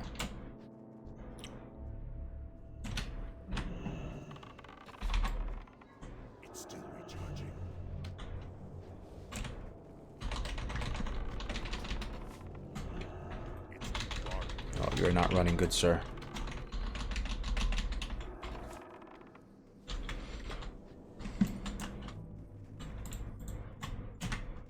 Attack.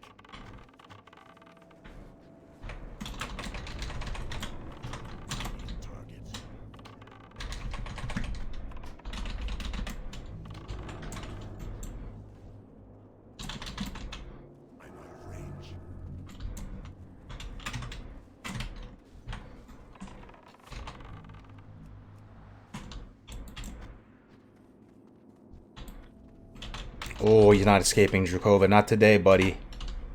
Not today, buddy. And we got the scatter. This is Nicky Night Night right here. Oh, dude. Oh no. Oh, shit, man.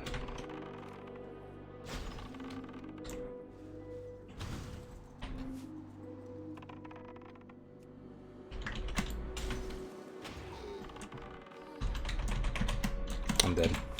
Super dead.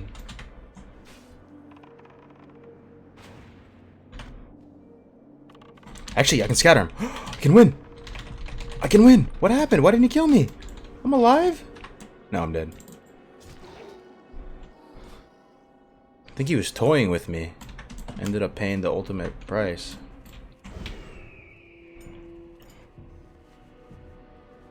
So Kargoz, you play both Lock and Hunter. Which one you enjoy most? I think I enjoy Hunter more. Yeah, I really like Hunter PvP. It's so much fun, man. Hunter PvP is just so fun. At the end of the day, I'll probably always be Hunter, even if I play Warlock.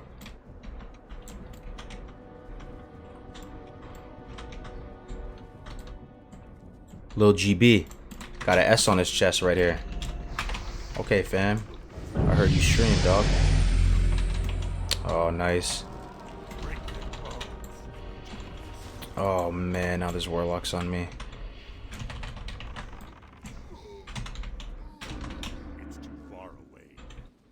Dude, I'm getting palm pyroed and shit. Fuck.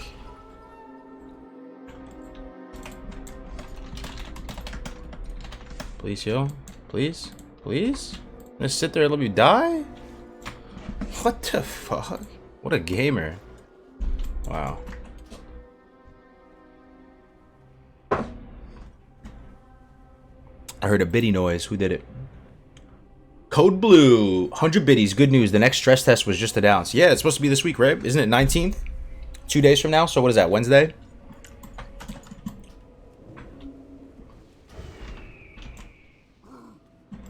Healers never heal me when dotted. Someone was...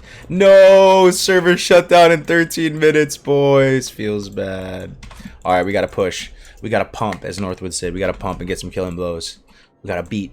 Lil CP and Lil GB. Let's do it right now. We're about to pump. About to pump. Let's pump, pump, pump, pump, pump.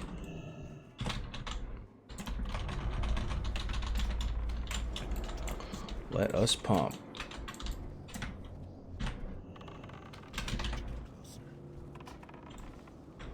Huh.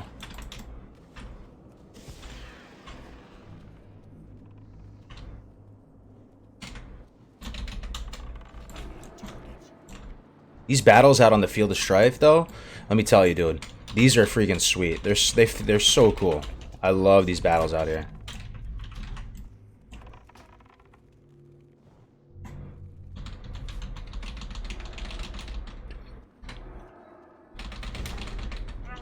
They feel so cool. They feel so epic. Something about the field of strife. When these big spread out battles, it's almost like Star Wars Battlefront, man. I love these battles out here. So cool. Little CP. S on his chest right there. Oh man, every time I get near the streamer I get fucked up.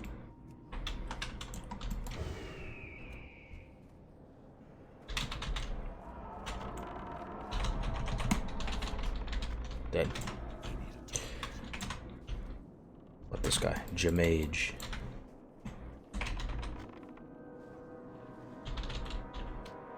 Oh, it's a hard target.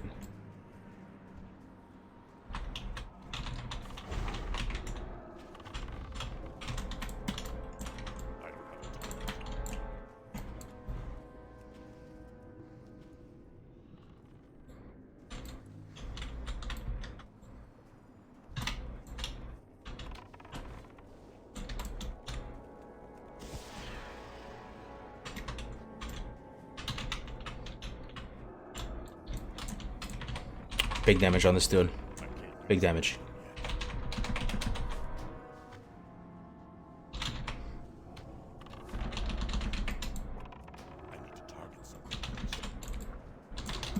Battle.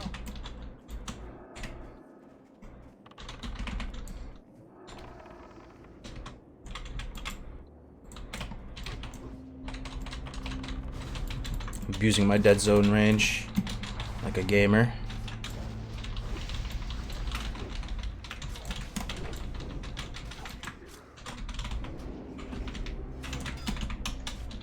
Get him! Oh, I'm dead. Fuck.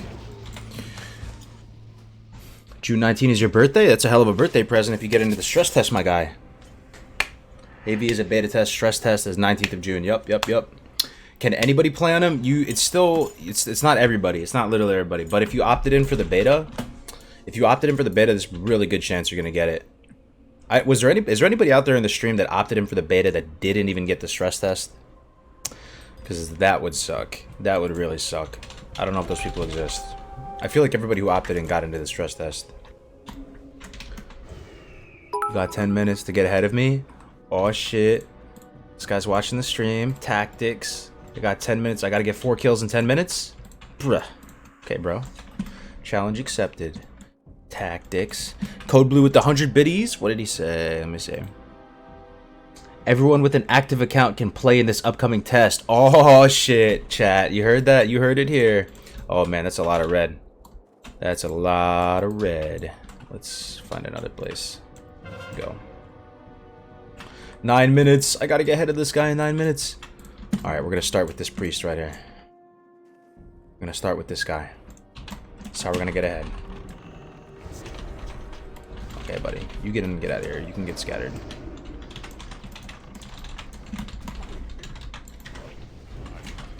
Got 9 minutes. This guy really wants me, dude. I'm telling you. This guy really freaking wants me. This guy's pom-pyroing me all day. Like, this dude wants the D right here. Like, get the fuck out of here. Ooh.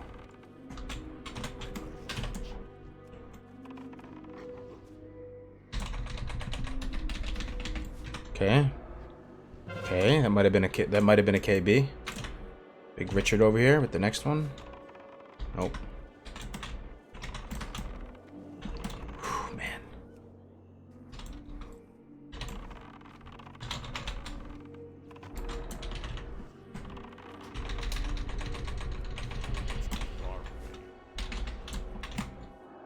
God, dude, cheese and rice, man. It's over here. I need a target. Someone's dotting me up. I need to get closer. I need to target something first. I'm dead from dots. I'm literally just dead from dots. I feel like we have no healers, bro. See, like one heal the whole game.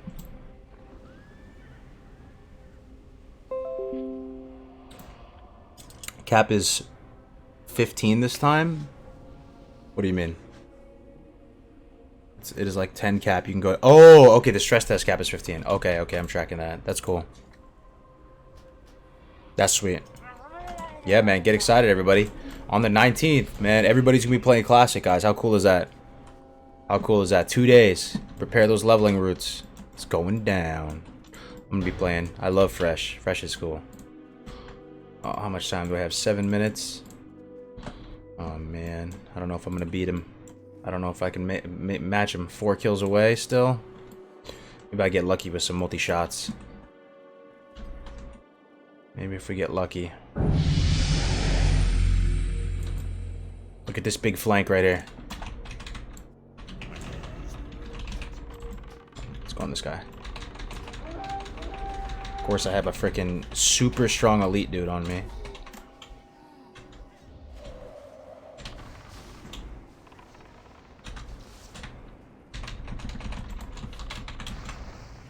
Fuck out of here. Slay them Oh, up. fuck. I'm about to die. Oh, he got the dot on me. I got 1 killing blow there, though. And an instant respawn, maybe. Maybe. Just maybe. I need 3 to catch him? Okay, I need 3 to catch him. It's possible. It's possible. 6 minutes.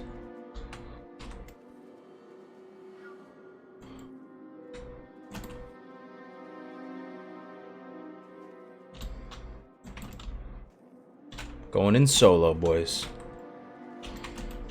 No backup. But it's all good.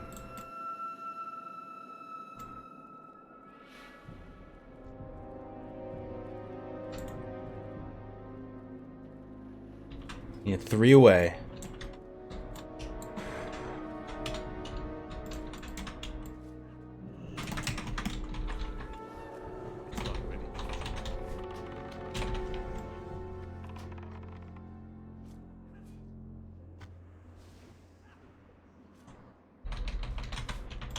I don't have a target.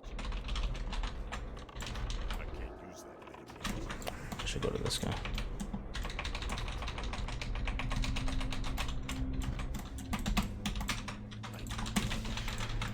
Oh, I think I missed that. I was about to get killing blow there. I didn't get it. Fuck, I didn't get either one. Where's that druid at? No killing blow. Feels bad. Oh man, look at him posted up there naked dancing. Dude, those are free right there.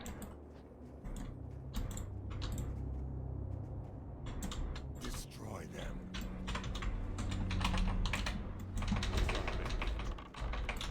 It's too far away. I'm targeting the naked ones, bro. Multi-shot. Big multi-shot on the naked ones. Oh, dude, we might catch him killing naked guys. Never mind.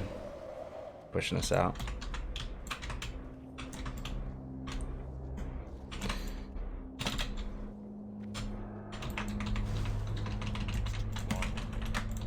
No feign up. I'm dead. Ah, no, no chance. He's 7 kills up. No chance. Can I be unsubscribed and still get into the stress test? I don't think so, man. You have to have an active BFA sub. I don't think so. I don't think so, my guy. I opted and I have played since original beta and didn't get in. To the stress test, though? In the stress test or in the beta? Because a lot of people are in the same boat with the beta. But the stress test, pretty much everybody got in, I think. Oh, no, don't aggro on me, bro. Hopefully, let's kill some naked guys. Let's get a triple kill multi-shot on some naked guys. The dream. The dream. Man, there's a lot of red out here.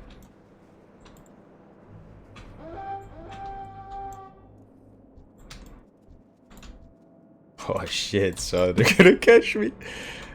Oh, the rank 1 frostbolt. I'm bedded up. I can't escape anymore. Dude, they're coming. They're coming. They're coming for me. No. I'm gonna man up. Like a true orc, dude. 1v50.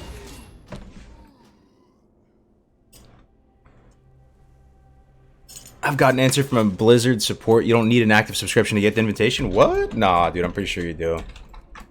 And just to be safe, just sub, man. It's like 15 bucks. Like if that'd feel terrible if you didn't get in.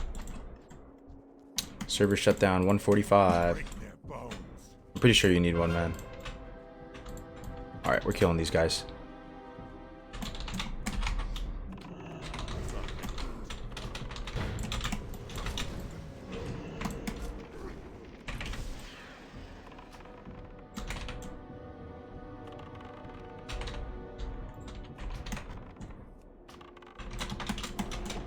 Alright, come over here, pet. We gotta kill this guy.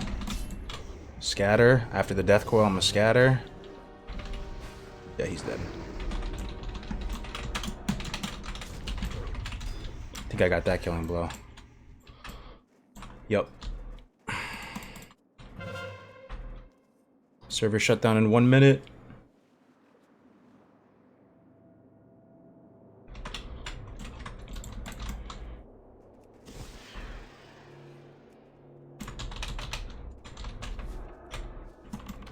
The final charge. Let's fight them, boys.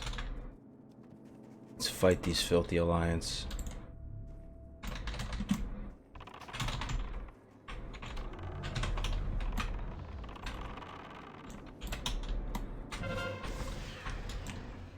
Oh, the rank 1 frostbolt. And with that ends the dream. That's about all she wrote, boys. Let's see. Kargoz, what you think about Ellie Shaman? I think they're badass. I think Ellie Shamans are badass, man. Server shut down. Alright. Let's see. Let's see if the other servers are back up. If they are, we'll keep playing. If not, we'll probably just end for a little bit. Will they come back up? Let me see if the other ones are up.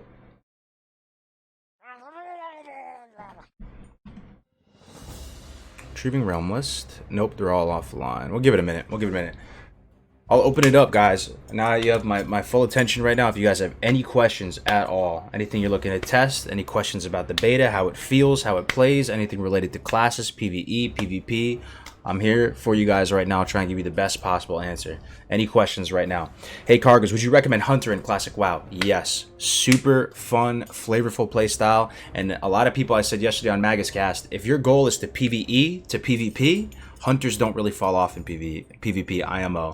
And I think that they're a force to be reckoned with in PvP all throughout. They're very fun class to play. I would definitely recommend playing Hunter in Classic. You still rolling Lock? Yes, I'm still rolling Lock. I feel really good about that decision. I feel awesome about it. Warlocks, they fit my playstyle. I like the quality of life despite having to farm shards all the time. I still really enjoy the overall experience of playing a Warlock. I couldn't be more excited to go into Classic with that in mind. How do you feel about Pally in PvP? Pallies are good across every axis of the game. They're just a high impact class. Like the buffs they provide, the support they provide. Now, if you're looking to go Ret Paladin, big boy, like, you know, going to Battleground and hoping to be the big all-star getting all the killing blows is probably not going to happen for you. But if you're down to play ball and to go and to heal and be kind of a support class in PvP and then potentially explore, you know, in PvE you have a little bit more flexibility in the sense that you can go either Holy or you can go that Blessing of Sanctuary, kind of like Prot Holy hybrid spec. I don't know. Pallies are just very, very strong. Do you need a BFA subscription to play Classic on release? Yeah, it's going to be one subscription for all of WoW. So you have one subscription, and you can play BFA, you can play Classic. What's been wrong with Hunter and Feign Death? So Feign Death is supposed to drop you from combat momentarily. It's not going to drop you from combat like forever. There's these combat pulses, and you are able to Feign Death and then immediately use a trap. So you can drop a freezing trap, a frost trap, you know, even a damage trap if the situation dictates. Or you could Feign Death into Shadow Meld. You could, you know, it's a really important. Feign Death working properly is really important for hunters, because when people close in on you and they try to work your dead zone, or they try and get in your face, that's how you escape, man. You scatter Feign Trap, or you intimidation Feign Trap, or you do. Either way, Feign Trap is very, very essential, because you cannot drop traps in combat in Vanilla WoW. Would you play Dwarf or Night Elf as an Alliance Hunter? Either way, there's pros and cons to both. I think open world PvP, like 1v1 self-reliance type thing, I think Dwarf is actually, it's really hard to make the call. They're both good. They're good in different ways. I think what's going to be more useful in a pre-made environment, a pre-made battleground environment, I think Night Elf is more useful, in the sense that you can go stealth, and your pet going stealth, that's not actually a meme. It's really good that you can be stealth, and it allows you to basically defend the flag in Warsong like kind of decently.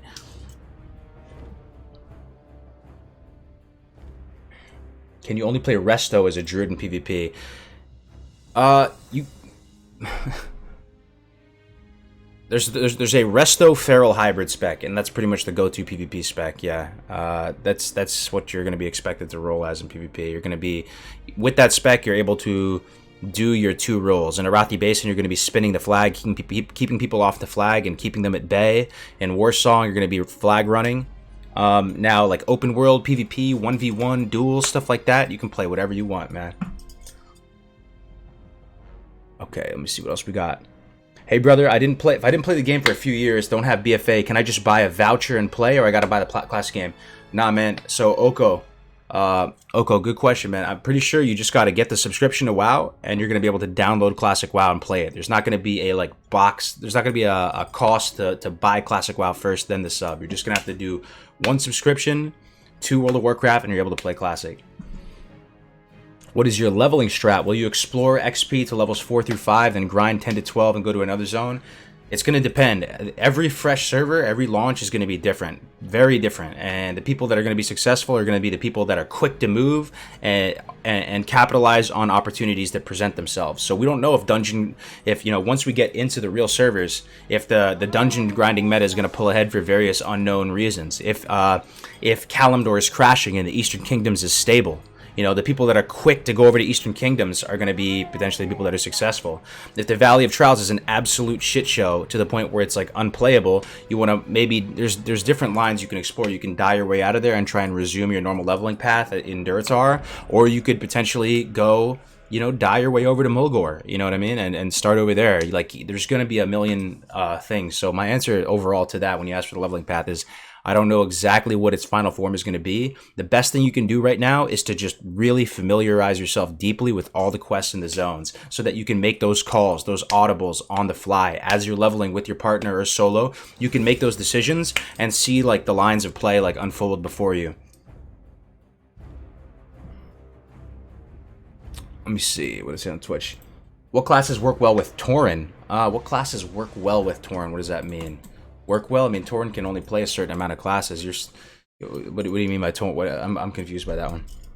Kargoz, can you only track one of or herb at a time on Classic? I don't actually know. You're saying if you could do track herbs and track ore? What do you guys think? Someone is probably in the beta who could tell you. I wouldn't know. I always just have mining on. Or track mineral. Not a question, but I just wanted to say I've been binging your YouTube videos. Quality stuff, man. My name is 7913. Thank you very much for those nice words, my man. We got more coming. Will Resto Druid play second fiddle to Priest in terms of healing, aka destined to guard flags all day? Or do you ever bring them to Blacksmith or Lumber Mill? So you're talking about the Druid's role in Arathi Basin, right? So the Druid, in my mind, you know, in a lot of pre-mades, they put rogues on. They put rogues. The rogue of the role. The rogue in the Arathi Basin is to be kind of a support utility class, spinning the flag, defending the flag for as much as possible, right? And the other added value of having a rogue is that they can go ninja cap a lot better than a druid could, right? But I would say when it comes to pure spinning the flag potential, I think druids can keep people at bay for much longer than a rogue can. So I do think druids could be viable in Arathi. With that said, I have received pushback in the past from some of the top pre-made dudes like OG and some of these people on the past PvP panels that druids don't have like a super clear concrete role in Arathi Basin. If I were running the pre-made, I would put a druid spinning the flag though.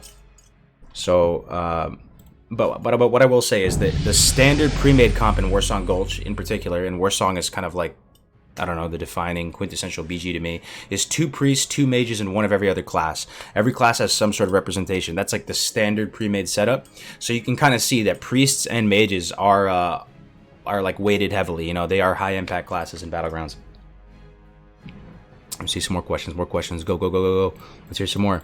What do we get? Can't track more than one thing at a time. There you go. You would feel terrible if I wasted money and didn't have to just because you aren't sure. What the fuck? I don't know what you mean by that, bro. But I don't know what that is in regard to. But it's one, you pay 1 subscription, you're able to play Classic WoW. That simple.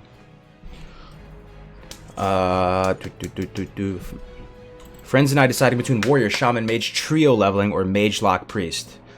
Warrior, Shaman, Mage versus Mage Lock Priest. Which do you think is the fastest for leveling and for post 60 content?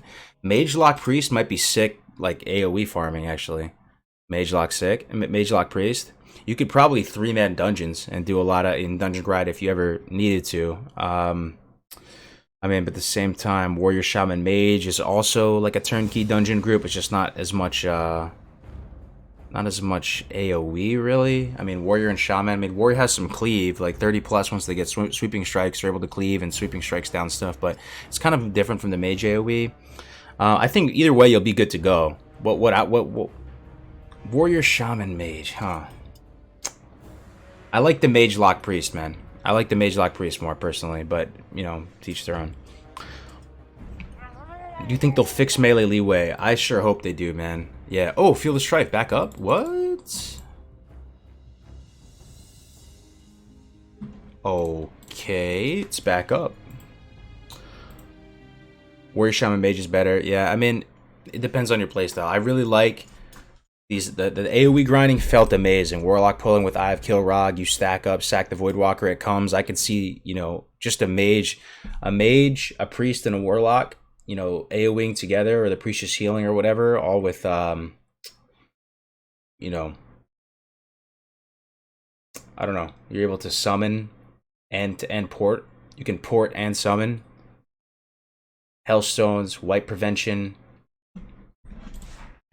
I think either way you'll be good. Kargoz is PvE to PvP to way to go for gear, or is ranking up a little good enough? So the way it's going to pan out is that phase 1, there's not going to be any PvP. Phase 2 is the implementation of the rank 14 PvP system, and there will be no BGs available at that point. So for all of phase 1, you're going to be PvEing to PvP. You're going to be getting your pre-PvP BIS. You know what I mean? That's going to be a thing for the first time. So I don't know. Some people like to PvE and they just love PvE. They love doing the dungeons. They love, you know, spreadsheets, min-maxing the dungeons, doing it faster, clearing stuff faster, pushing the limitations of their class. I sort of, PvE is like a vehicle for me to arrive at PvP, which is my ultimate destination. I really enjoy PvP. I think PvP is super exciting in Classic WoW. Kargoz, have you tested fishing yet? Can you get oily black mounts at 10 plus fishing? If Two Dads is still here, he's probably got you with that. I don't really know too much about fishing. Let me see here. I'm dead set on a lock and a shaman, one being a main and the other one being an alt. Can't decide on which one to level first though. We'll play with 2 friends, a priest and a warrior. Okay, I'd probably level the shaman first, man. Because if you're gonna level with a priest and a warrior, I don't know, man. I don't know. It's hard. I haven't really digested the trio leveling meta. A priest and a warrior. Shaman warrior is god tier. Priest is also sort of in the same boat as Warrior in the sense they move kind of like potatoes. They have slow movement speed and they're not like super AoE focused or anything. They kind of have the same damage win condition. The thing is, like, your weapon progression, if you go priest, if you go like priest, shaman, warrior, it's gonna be, it might be alright. Actually, you're gonna be using like crescent staff with your warrior buddy. All three of you can get crescent staff. If you went priest, it's hard to say, bro. It's hard to say. It really is just personal choice. Either way, you'll be fine. Those are both. I don't see anything wrong with those comps at all. I think it's rare that duo/group leveling works from 1 to 60. That's a long time to have schedules aligned. My friends and I are going to 1 to 20 together, then it's a free-for-all. So what I will say, I do feel strongly about this, that duo you can sustain to 60, no problem. As soon as you hit that trio mark, though, it is orders of magnitude harder to maintain, to sustain that group dynamic, because there's just more room for error. That's really the point where a lot of these quests that drop stuff become not doable anymore in a trio. It's going to take too damn long. Let's see what happens here. Okay, let's try and log in again. Trio becomes a lot harder, man. Then you have another person's schedule you have to manage. I really think duo is the sweet spot. Duo provides you all the accelerations of group leveling, but you're still able to complete those quests that have items that drop. Also, like the synergy, the synergy between like one other class is a massive power spike. When you get to 2 other classes, I don't know, it kind of almost has diminishing returns on that acceleration. But I would rather trio level than solo level, and put it that way. How long is AV test up for? It might already be down, my man. So I'm trying, it looks like the server's kind of up, but I'm trying to log in. It's not working. Don't pick your class from what is the ultimate top in the meta. Pick your class from what seems fun to you, because most of everything in Classic is useful, especially in PvP. That's a really nice point, man, in the sense that it's really cool that every class has representation at the highest level of endgame PvP. I think that's really cool. There's no class left out. You would think in a 15-year-old game, the meta would shift in a way where, like, nah, druids, let's not take druids. Like, 2 priests, 2 mages, and 1 of every class. Every class gets to shine in PvP in some respect, and that is awesome, man. It's really cool. So yeah, I mean, I think there's pretty much reasons to fall in love. There's you have the ability to fall in love with every class in Classic WoW. So you're really not gonna, as long as you keep that in mind, yeah, I don't think you're in bad shape regardless of what you pick. Kargoz, I played Protection Pally all through Kata. Vanilla, I'm thinking of playing a DPS character. Caster, preferred any recommendations? I'd like to top the charts in PvE. I said it before, I'll say it again. Nobody has ever regretted playing Mage in Classic WoW. I don't think I've met a single person who has you know, felt FOMO or felt like they made the wrong choice. People who go Mage have a great time, and you know, top the charts in PvE. You know, you're gonna be competitive. Mage is competitive DPS for sure. Yeah, you can top the charts. I mean, Warrior, pretty much every raid tier is gonna probably have an edge over you, but that's not to say that you can't top the charts. 2 dads going priest, warlock, warrior. Oh, that's where you're going, right, Dokken? Oh, yeah. Every class is useful and needed in both PvP and PvP. So awesome, though. You would think that, like, that Blizzard, the way they balanced it 15 years ago, like, you know, something might have fell through the cracks and one class or something would not really have a super, you know, it would be that optimal versus viable thing. Like, a class would be viable, but just not at all optimal in every respect. There's certain, like, there's certain aspects to every class in the game that make them optimal in certain respects. It's really cool. It's really cool. The meta isn't done being shaped either. New specs are being tested at the very top in pre-made versus pre-made, so you never know what will happen in the future.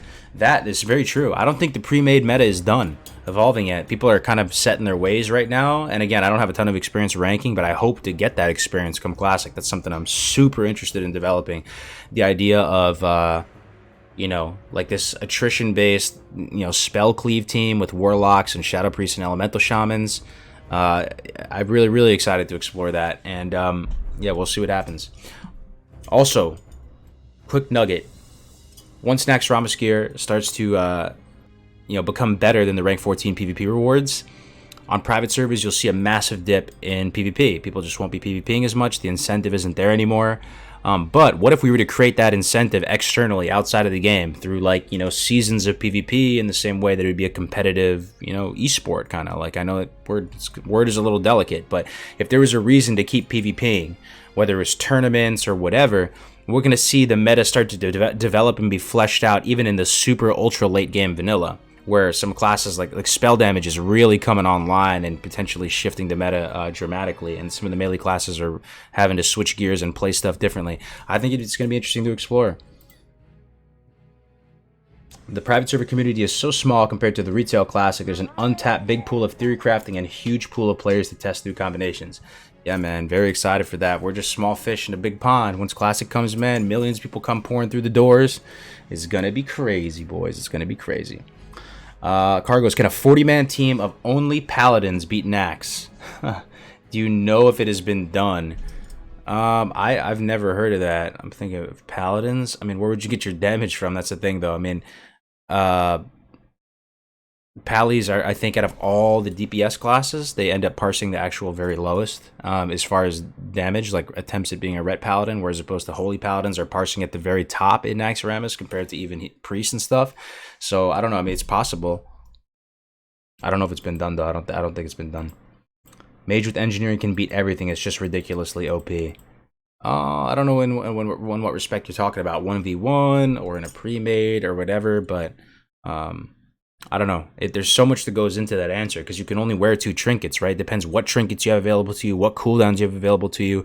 Are you catching someone 1v1, 2v2? Is it a pre-made? Like, there's a lot that goes into it. You know, if you have all your cooldowns or not, if you have all the consumables that would be perfectly optimal for that class matchup, a lot goes into it that makes vanilla, you know, less rock, paper, scissors and more, feel more, you know, RPG-like. All right, let's keep trying. Kargoz, serious question because I know WoW can be addicting and I personally can find myself back in the day waking up and wanting to play Classic. How do you make time for family in your play schedule? Listen, man, I'm still finding that balance myself. I don't have it figured out as well, but honestly, I found recently, and it's like a recent thing I've learned in my life, like if I am, you know, honest with my wife and significant other and telling them in advance, like it's powerful to tell people shit in advance rather than just doing it. Because like she's super averse to like risk and change and stuff like that. She's very type A, I'm very type B. So I tell her in advance, look, I'm gonna be doing this. I'm gonna be clear with you. This is gonna be my schedule, you know, months in advance. If you can do it months in advance too, you're really like gonna put yourself in a better position than springing it up on them or just doing it. So that's one big thing. And then, you know, as far as spending time with your family, the way I'm doing it, I'll tell you the way I'm doing it. So the first 2 months of Classic, I'm gonna go full poop sock. Like it's gonna be crazy. It's gonna be gross, dude. Like we're going super hard first 2 months. I've already made arrangements in my life that go super hard for those first 2 months. I'm gonna be raiding with all the boys for the first 2 months, and then after that, looking into the broader future as like kind of the hype resolves, and you know we have this server and community. I'm actually gonna start doing a daytime raid. It's like kind of unique to my current life position, you know, being a content creator and stuff, but I want to be able to raid during the daytime so that, you know, when my wife gets home and she gets home, you know, in the evening around 7 o'clock or so, I'm able to spend, you know, from 7 to that to the rest of the day, you know, with her, and then the whole next day I'll have the whole day up until that point, you know, to play or do whatever. So yeah. Do you have children, Kargoz? Nah, no children, but I'm, you know, after Classic, you know, does its thing. I know it seems crazy to say that, you know, to like, you know, view this game with that level of esteem, but once this chapter of my life kind of plays out and Classic is, you know, is running its course, things are a little bit more stable. I'm looking forward to kids. I'm really excited for kids. I do have 2 dogs though, and I feel like there is some parallels there. You get some good practice with that, with dealing with dogs. Kargoz, are you going to have any EU players in your guild? Yeah, there's some people that, you know, people have been telling me, man, you should raid with an EU guild, because if you raided with an EU guild, that would be a daytime raid for you. But you know, I like my NA boys. I want to stay on NA. But that is a funny thing. Some people in EU though, it's the opposite for them. They're interested in raiding with us in Invictus come Classic because, you know, they're able to play at their work or they're able to play during the day for whatever reason, and it lines up in the same way for them. It's just in the reverse. You need to raid it in EU servers. Yeah, that's what I'm saying, Steven. Yeah, absolutely. Absolutely. Kargoz, I have a wife and kids. Laying out time ahead of time is 100% the correct thing to do, and when it matters, put down the game. I'm teaching my 5-year-old daughter how to fish so she can grind for me and WoW. Dude, Tsunami, dude. That's the play right there, dude. That's the play. Yeah, making it clear to them too that like you really want to play this game, but if they were to, you know, if they were to come to you and be like, look, I need you right now, and they're like dead ass serious, then yeah, you put it down instantly, right? That's kind of where I'm at with it. So let's see here. Makes WoW time even more rewarding. Wife and I just had our first child. It's an awesome feeling, man. Dude, I'm so hyped for having kids. I know some people are scared of it. I'm not scared of it anymore. I'm looking forward to it, man. I can't wait for the holidays, having little kids running around, dogs running around. I'm super hyped for it, man. Life's too short. You know, if you're able to have kids, that is like such a, dude, you lucked out. Like, you're just checking the boxes. Like, now we have the wedding done, the house, the dogs, all this. Like, you have kids, I mean, it's kind of complete. You kind of did your thing on Earth, you know. Like, there's really no stone left unturned at that point. So I'm looking forward to it. Make your kid get High Warlord. That'd make me proud, man. Would that make you proud if your kid got High Warlord? Oh man, I don't know. It'd be cool. I don't know if that'd be so crazy. People are still playing Classic when our kids become of age. We'll see what happens, man. A dog is not even remotely close, just being real. I love my doggo, but he doesn't need me to wipe his ass. Okay, yeah, there could be. All I'm saying is this, though. Let me tell you this, Toonami, though.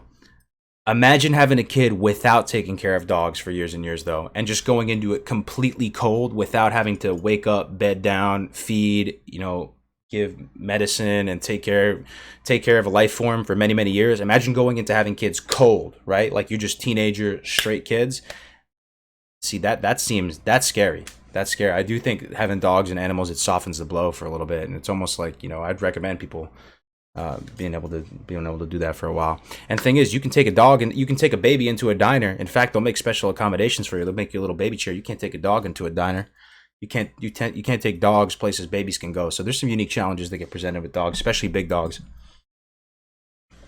Oh, for sure. A dog is a barometer. If you can't take care of a dog, you're absolutely not ready for a kid. That's what I'm saying, though. It softened the blow. You know, a few years ago, you might be thinking, damn, dude, having a kid, that sounds so scary. Like, I'm going to have a kid, man, bring a life form in here. Already told my boyfriend that if he wants quality time come Classic, I'll pay for a sub. If not, I'll be absent for a month or two. There you go.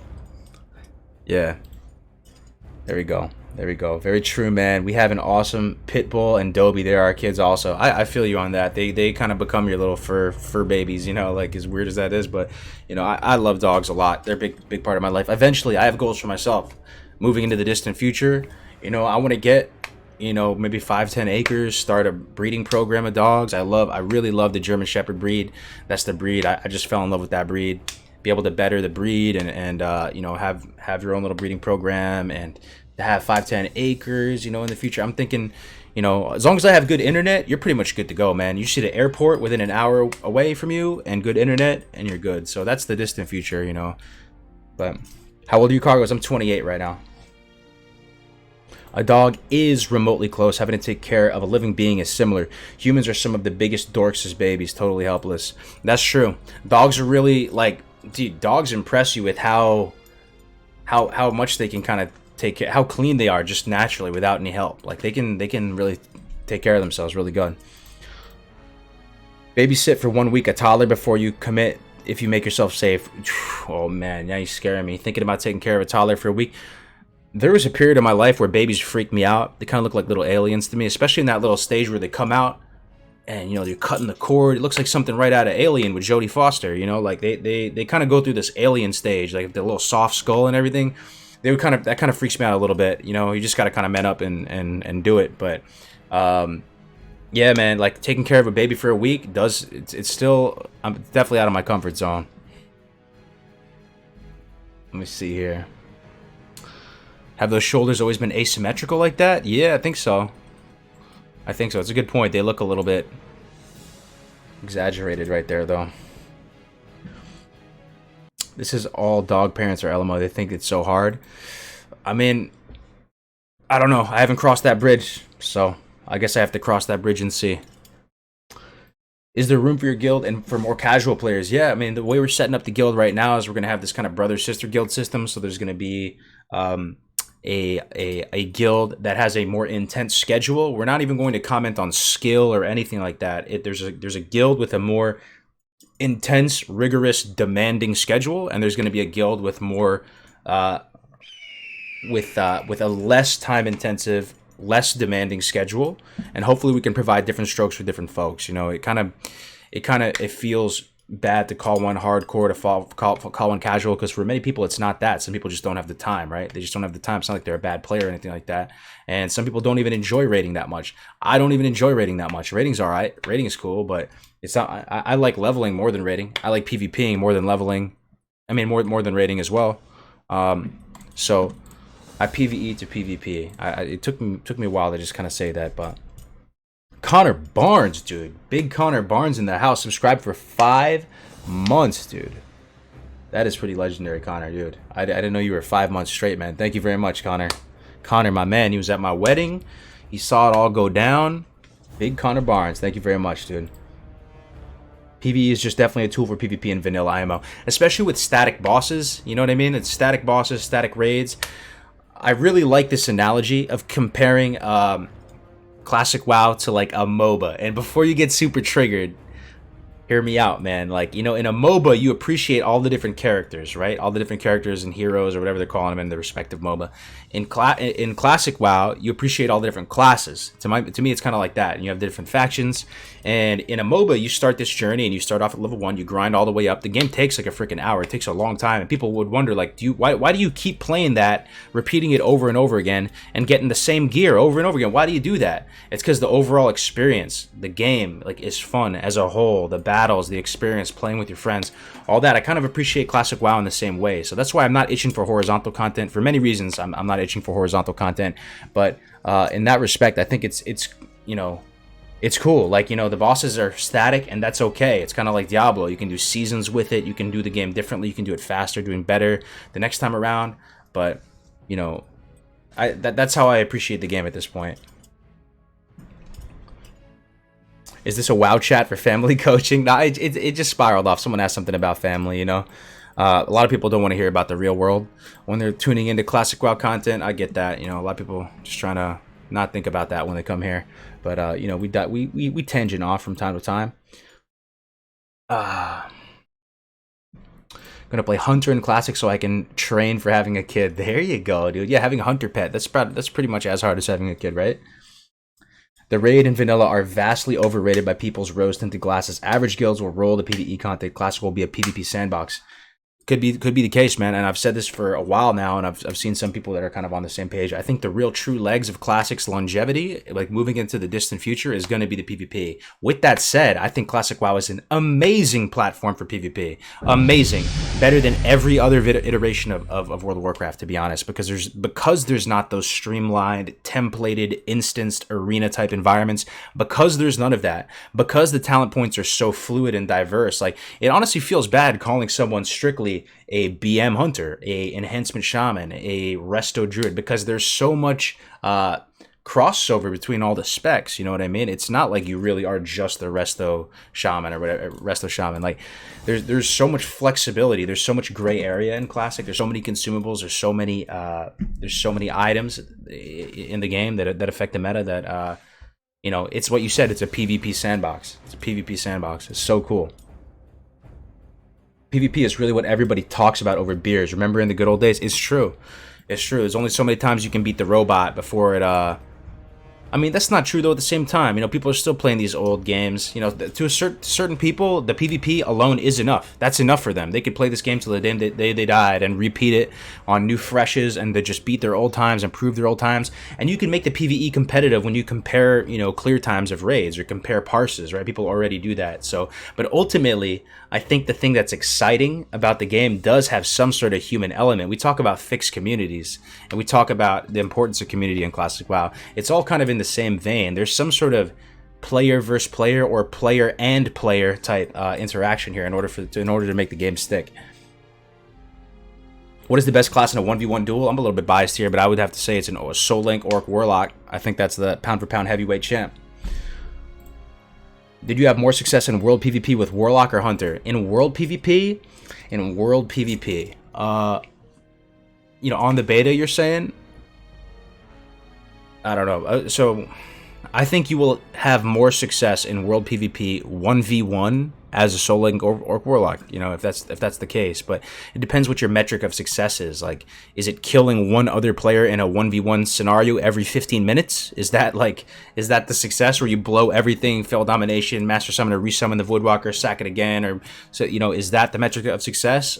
Or is it kind of objective based or what have you? But I think open world PvP 1v1 Soul Link Orc Warlock, pound for pound heavyweight champ right there. Kargoz, I think Undead Shadow Priests are kings of duels with their Devouring Plague. Your thoughts on Priest, please. So I feel good against Shadow Priests. I did my fair share of duels against Death Camp. We had everything. We had Tidal Charms, Rocket Helms. We had everything. We had Shadow Pots. We had all that. Soul Link Orc Warlock will out attrition a Shadow Priest. IMO.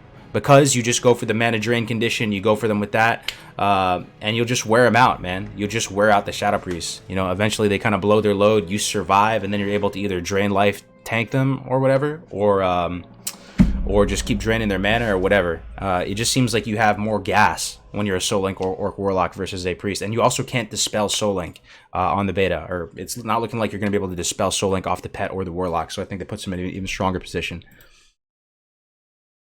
Okay, honestly, I think streamers like Kargoz will definitely help with Classic WoW's longevity. That's very nice of you to say, man. What the fuck did they break the limit? I haven't had the time to see Kargoz live for like days.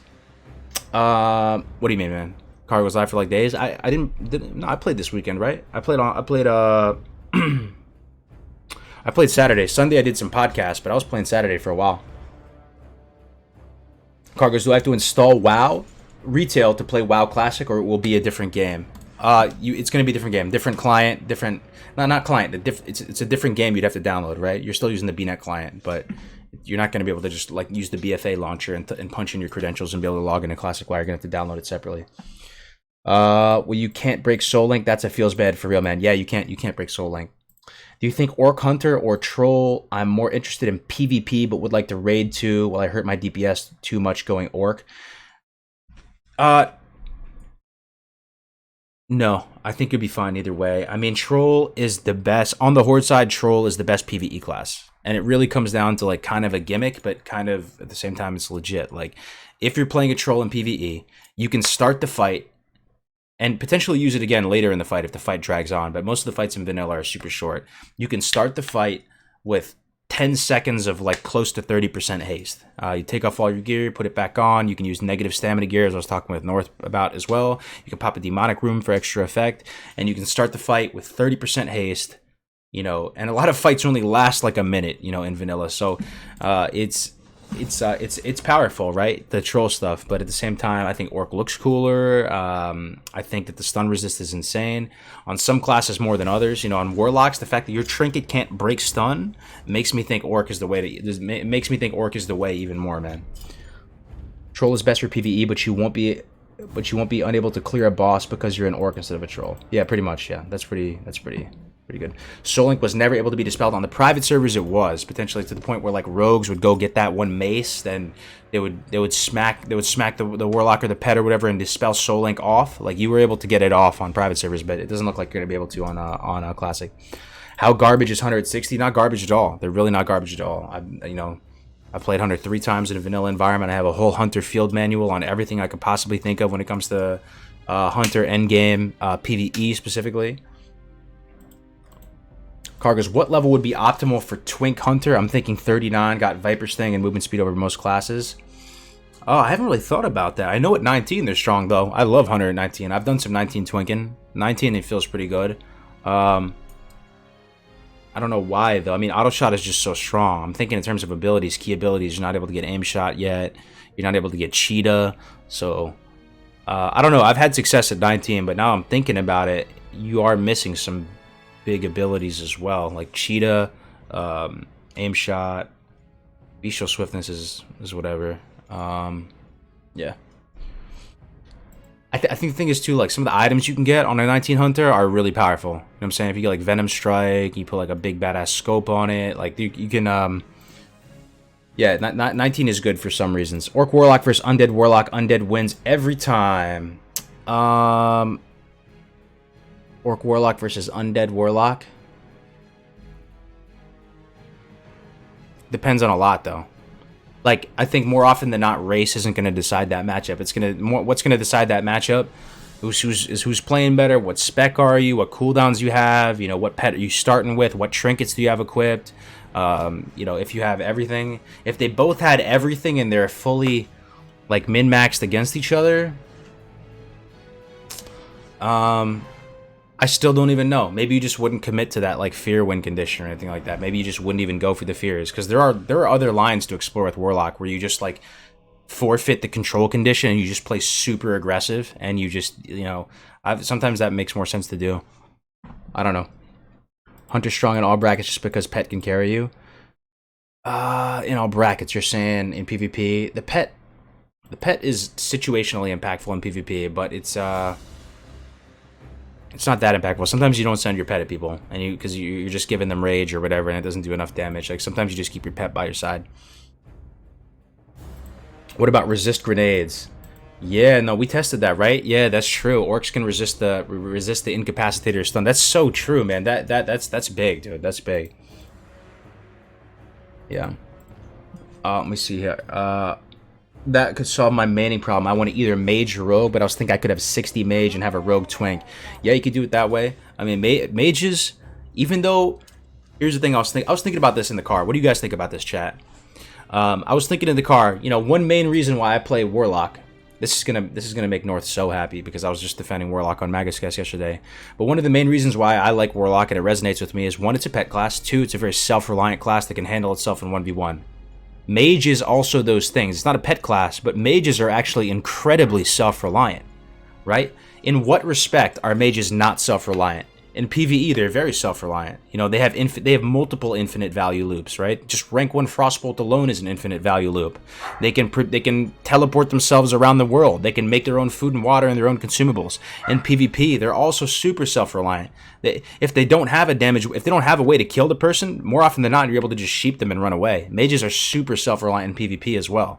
When it comes to farming gold, they're super self-reliant. They go into Dire Maul and do a tribute run. They go farm, you know, there's so much things they can farm, you know. The whole AoE madness is insane. Mages, you wouldn't think so, like maybe to a new player, to the untrained eye, but they're actually a very self-reliant class. Yeah. Level 1, rank 1 Frostbolt costs next to nothing. You know, when you have the improved Frostbolt talents, I mean, you just get it off super quick. And you could just, as long as something is able to be slowed, you're able to just kill it over time. Just wand it if you want, you know? Rank 1 Frostbolt, wand, rank 1 Frostbolt, wand. It's an infinite value loop if it's able to be slowed, right? But a lot of things are able to be slowed. Some bosses aren't. On some of the private servers, some of the bosses are. Like, I remember that I was soloing some of the bosses in Wailing Cavern naked with just an Earthbind totem and a Searing totem, and just like shocking from time to time. Some of those bosses are immune to slow now, but if you can slow it, you can kill it, pretty much. Should you play human or no mage? You're gonna get a lot of shit for playing human, man. Even on this Field of Strife, even on this like joke server, not joke, but you know, test server, I was playing human warlock and people were like, ew, human warlock, ew. Like, people are hating on the humans hardcore. That was actually the one race that was getting the most flack, because people can't think of a racial of why you'd want to play a human. And it is true, man. I have to say, unfortunately, the gnome racial is the nuts, man. Like Frost Nova, we were talking about this on stream the other day. What are you guys' votes for the strongest, most high impact single spell in the game? I think there's a decent line of reasoning to say that it's Frost Nova. Frost Nova is just disgustingly strong. And the fact that every minute you can get out of a root or snares, like every 1 minute, is just the nuts, man. It's just the nuts, dude. 1 minute cool. It's always up. Like, it'll be up multiple times in a fight. Like, it's just the nuts. There's nothing wrong with human warlocks. They're just kind of a meme in the sense that the spirit is super not that impactful. I mean, it's okay, but warlocks benefit the least from a health perspective from spirit comparatively to other classes. Humans fine for like for rogues and warriors. There's a threat component there for warriors if they're tanking. There's also the additional, the human sword and mace racial will help you against glancing blows. Humans are great if you're gonna play a rogue or a warrior. But when it comes to caster humans, I think that's going to be one of the most hated on things. Unfortunately, you're gonna get a lot of flack like, ew, human mage. I think they look way better than gnomes. I want with all my heart to not play a gnome. Gnomes are just, I don't know. I just can't, I couldn't get into a gnome, like, as a main. I could make a gnome alt and be fine with it, and he'd be like this little, like, cutie little thing, you know what I mean? But I couldn't main a gnome. But unfortunately, the gnome racial is just the nuts. Also, the gnome starting zone. The starting zone. Moving from Coldridge Valley into Dunmorrow into the, either do the wetlands run and go over to Darkshore or go to Elwyn after, whatever. It's so efficient. It's so efficient, man. RP aspect of the game is also very important. It's true. It's true, man. I just, a part of me, because I PvE to PvP, would be sitting there every 1 minute. I'd be just like getting salty, just thinking about if I had escape artist.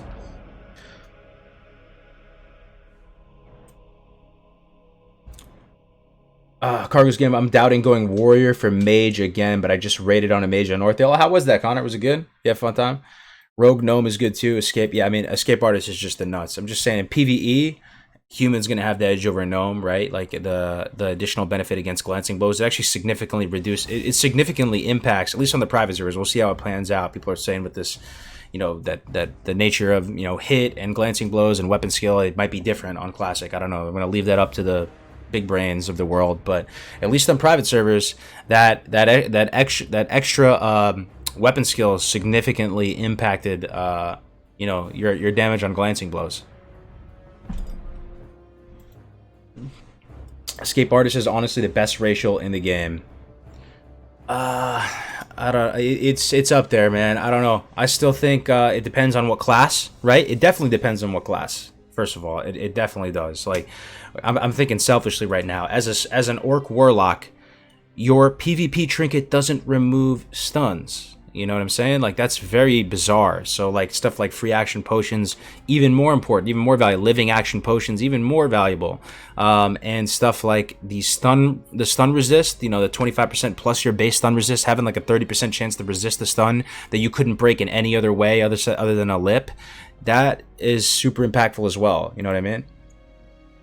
Kargoz, have you planned your play sleep schedule for launch week yet? I have, yeah. I pretty much planned it to the T. And on this monitor right here, I have a V3 Warlock leveling guide I've been working on, but it's also got a bunch of extra shit in here right now based on my exact plan, like hour by hour, minute by minute, for the first day or so, at least so far. Hopefully that planning is good, though. Are you against short people, Kargoz? No, man.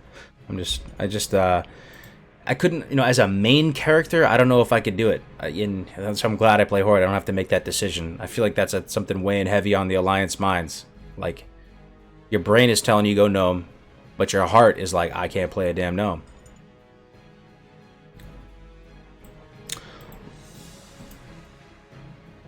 Orc melee has best racials. Orc melee. I'm trying to think what else would be better. You're saying for like rogue and warrior? Yeah. Yeah, I mean troll would be good too. I mean, thing is, if you're a tank though, people have been speculating for the longest time that troll is the best tank. You know, they put out the most threat. I mean, orcs will put out additional threat as well with that additional axe skill, and there are good axes for tanking, but it seems like the troll, you know, in a min-maxed environment would put out more threat. How good is orc stun resist in PvE? Mildly beneficial, you know, like 2 out of 10. Human melee is better. Oh yeah, I think you talking about just the horde, right? Unless you're talking about overall. Human melee is better. Mace and sword is better than axe. Oh no, but the blood fury though. I don't know, man. Seeing blood fury having that on demand cooldown, you can sync up with your other burst cooldowns. I don't know. It'd be tough. I'm curious what you guys think about that. Raffle, the only thing my heart is saying is what the fuck? Gnomes can't. Why can't gnomes be every class? You love them gnomes, huh? Kargoz, do you think they should add more raids after Nax 40? I don't, man. I was thinking about this. I'm always so shocked that you guys want that a lot. I think the majority. Let me do a straw poll right now. I'm shocked. I'm flabbergasted. I'm blown away by how many people want horizontal content. I don't want to sway it because now I feel like I've already scuffed it. But if I were to just ask you guys cold going into here, who wants horizontal content? The majority of people want horizontal content. Let me type it in. Do you want horizontal content in vanilla WoW? Yes, No. We're going to make it really simple. No third option. I'm forcing you into the corner. You're going to have to make a decision here. Do you guys want horizontal content? And after you vote, put your reason why into the chat. I would like to read what you guys think. I will share in a nutshell the TLDR of why I don't think horizontal content will be a good thing. One, don't trust Activision Blizzard to even do it in a high quality way. I don't think they said it themselves. It's not their code to touch, and they could scuff it and then potentially actually fuck up the original game that we love the most right now with Classic WoW. They could make, you know, Classic WoW, new expansion, Goblins vs. Gnomes, you know what I mean, or some weird thing, and then it would reflect poorly upon the original game. Secondly, I like what, for reasons I said before, about the whole idea of it being kind of like a MOBA, something that's repeatable, that you can do better. Like, they don't need to innovate soccer, they don't need to innovate football, they don't need to innovate tennis, they don't need to innovate those things. You go in and you play that game, it's a set game. All the top esports competitive PvP games, yeah, there will be patches in some, so it is a little bit different from like physical traditional sports. Like Counter-Strike will make balance patches, you know, Dota will have balance patches and new heroes and stuff. That is true, thinking about it. Dota does implement new heroes from time to time, stuff like that, but I don't know. I think the game is good enough and sandboxy enough that the community can basically create horizontal content, if that makes sense. The community can create horizontal, vertical, whatever kind of content they want given the world. And we have the tools and resources externally now when it comes to building websites or platforms that you can actually do that and have it be somewhat structured. And so I like also, that's a big draw to Classic WoW. You know, in WoW, you go through the expansion, you play the damn expansion, you get all the gear, new expansion comes out, and then, you know, to a certain extent, a lot of your efforts kind of get reset. But at the same time, you want that carrot on a stick constantly dangling in front of you. One big appeal to Classic WoW is that once you go through the server life cycle, that's it, man. You kind of sort of beat it to a certain extent. And I kind of like that. It's almost like a relief. You earn that gear, and that gear sticks for the first time. All right, let me see what you guys think, though. Let me see what you guys think about this. I'm going to vote no, but let's see what you guys think. I hope I'm not scuffing it, though. See, it's still yes. Look at this. Even it's amazing. It's amazing. People want the horizontal content. I want to read the comments of why we want horizontal content. I love it. This is really juicy stuff, because usually if a streamer, it's not even just me, it's like any streamer, once you start saying the streamer opinion or whatever, the poll gets scuffed. And you almost like feel like it's like a self-fulfilling prophecy. So I'm really, really glad you guys still want horizontal content despite me blabbering my lips right now. So let me see what you guys think about horizontal content. Horizontal, yeah, okay, because people don't know what that is. Yeah, horizontal content, for those of you who don't know, it would be like an additional expansion or more content in the Classic WoW vanilla WoW setting. So instead of raising the level cap to 70 like they did in TBC, they would introduce vanilla Karazhan. That sounds like the coolest cut type of horizontal content to me, if there was to be one. It's already set up there. Karazhan's already there to do vanilla Karazhan, and they would say introducing World of Warcraft Classic, you know, the Echoes of Karazhan expansion. It's set in the same mechanics of vanilla WoW, no level cap increase, but it's horizontal instead of vertical. Vertical will be like moving up into TBC, and so on and so forth. So let's see what you guys want. I would be okay with either BC or some sort of horizontal content, as long as something happens beyond what we just have. So BC isn't horizontal content. That's vertical content to me. And I would like them to have TBC servers. I'd like them to do legacy servers all the way up to Wrath and just leave it there. Why? Though I think because it's a trilogy. Trilogies are dope. Like, trilogies are a proven thing. Like, it's an epic trilogy. Past Wrath, I don't think the same passion and love is there in the same numbers. And that might, you know, piss some people off, because they're gonna be like, why are you just gonna arbitrarily stop at Wrath? But I think to many people, the saga was complete after Wrath, and a lot of people fell off. Kargoz, would you recommend Warlock or Warrior? Dude, it's like apples and oranges, man. I couldn't even recommend. I would have to know you on like a deep personal level, and like know what your schedule is, your plans are, what your lifestyle choices and preferences are to make a recommendation there. What I will say is, every class, there's good reasons to fall in love with every class in the game. So play one. Just go for it. Play one. If you don't like it, what's the worst that can happen? Just reroll. I don't think vanilla even is about the content that puts in the game. It's about the content we create through interaction. So I think ideally there would always be new things to explore, even if the content has been cleared. Yeah, I mean, that's what I'm saying. Like, you can use the world as a sandbox, as an oyster, and just go out there and have fun in it. Like, there's enough crazy wonky items that you can do that. And if the items get old, you know, you can still do it, but time it and create, you know, make it competitive in other ways. Either way, there has to be some sort of competitive element to keep it fresh and to keep it alive. Let's see. So I voted no, but thinking about it, I'd be okay with the horizontal content if they left the vanilla content as is, and the new vanilla content was the expansion. Still give people the option to stay on servers of Classic WoW as is. Okay, that seems a little bit juicier. A little bit juicier. I'm like marginally a little bit more on board, but I don't know. I'm actually thinking there's oh man, there's so many comments to go through. I don't know if I can go through them all, but let me just choose some. I don't want horizontal content unless the graphics are at the BFA level before they start working on adding newer expansion dungeons or zones. We need WoW Reforged. Horizontal all the way. Wrath is fondly remembered because it was lame duck content before LFD dropped and killed the community.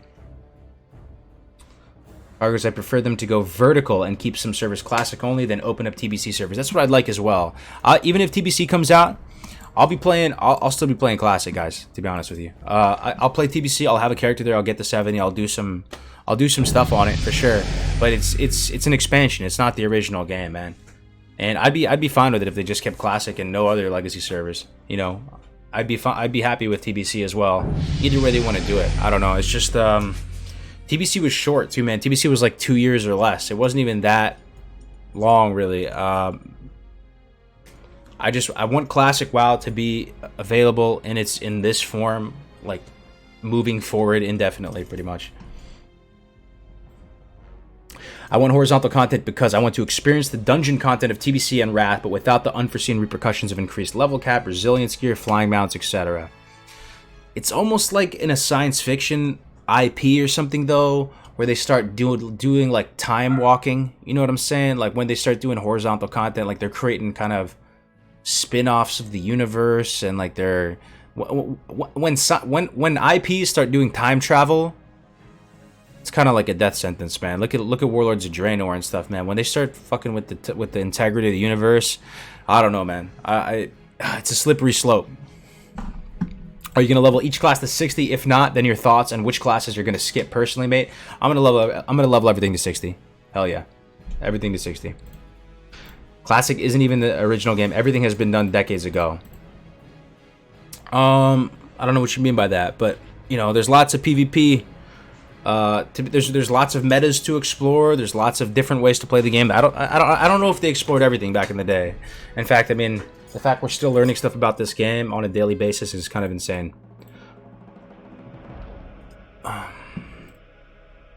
Horizontal sounds good, but Riot with Blizz devs, they destroyed WoW. Let's face it, BFA is just a skin/mount simulator.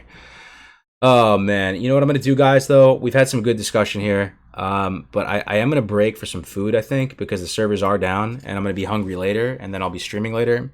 So I'm probably gonna end the stream here for a little bit, and then I'm gonna go get some food and like rejuvenate myself, and then I'm gonna be back because there's nothing to play right now. So I feel bad just sitting here on the loading screen with you guys. I'm gonna go eat. And I'm gonna come back now. So thanks for hanging out for a little bit. Let me see how long we've been streaming. We've been streaming, yeah, like 2.5 hours. Yeah, so I wasn't expecting the service to go down this soon. Anyway, though, I'm gonna get some food, guys. I'll be back in a little bit. Thank you again for your time today. See you soon.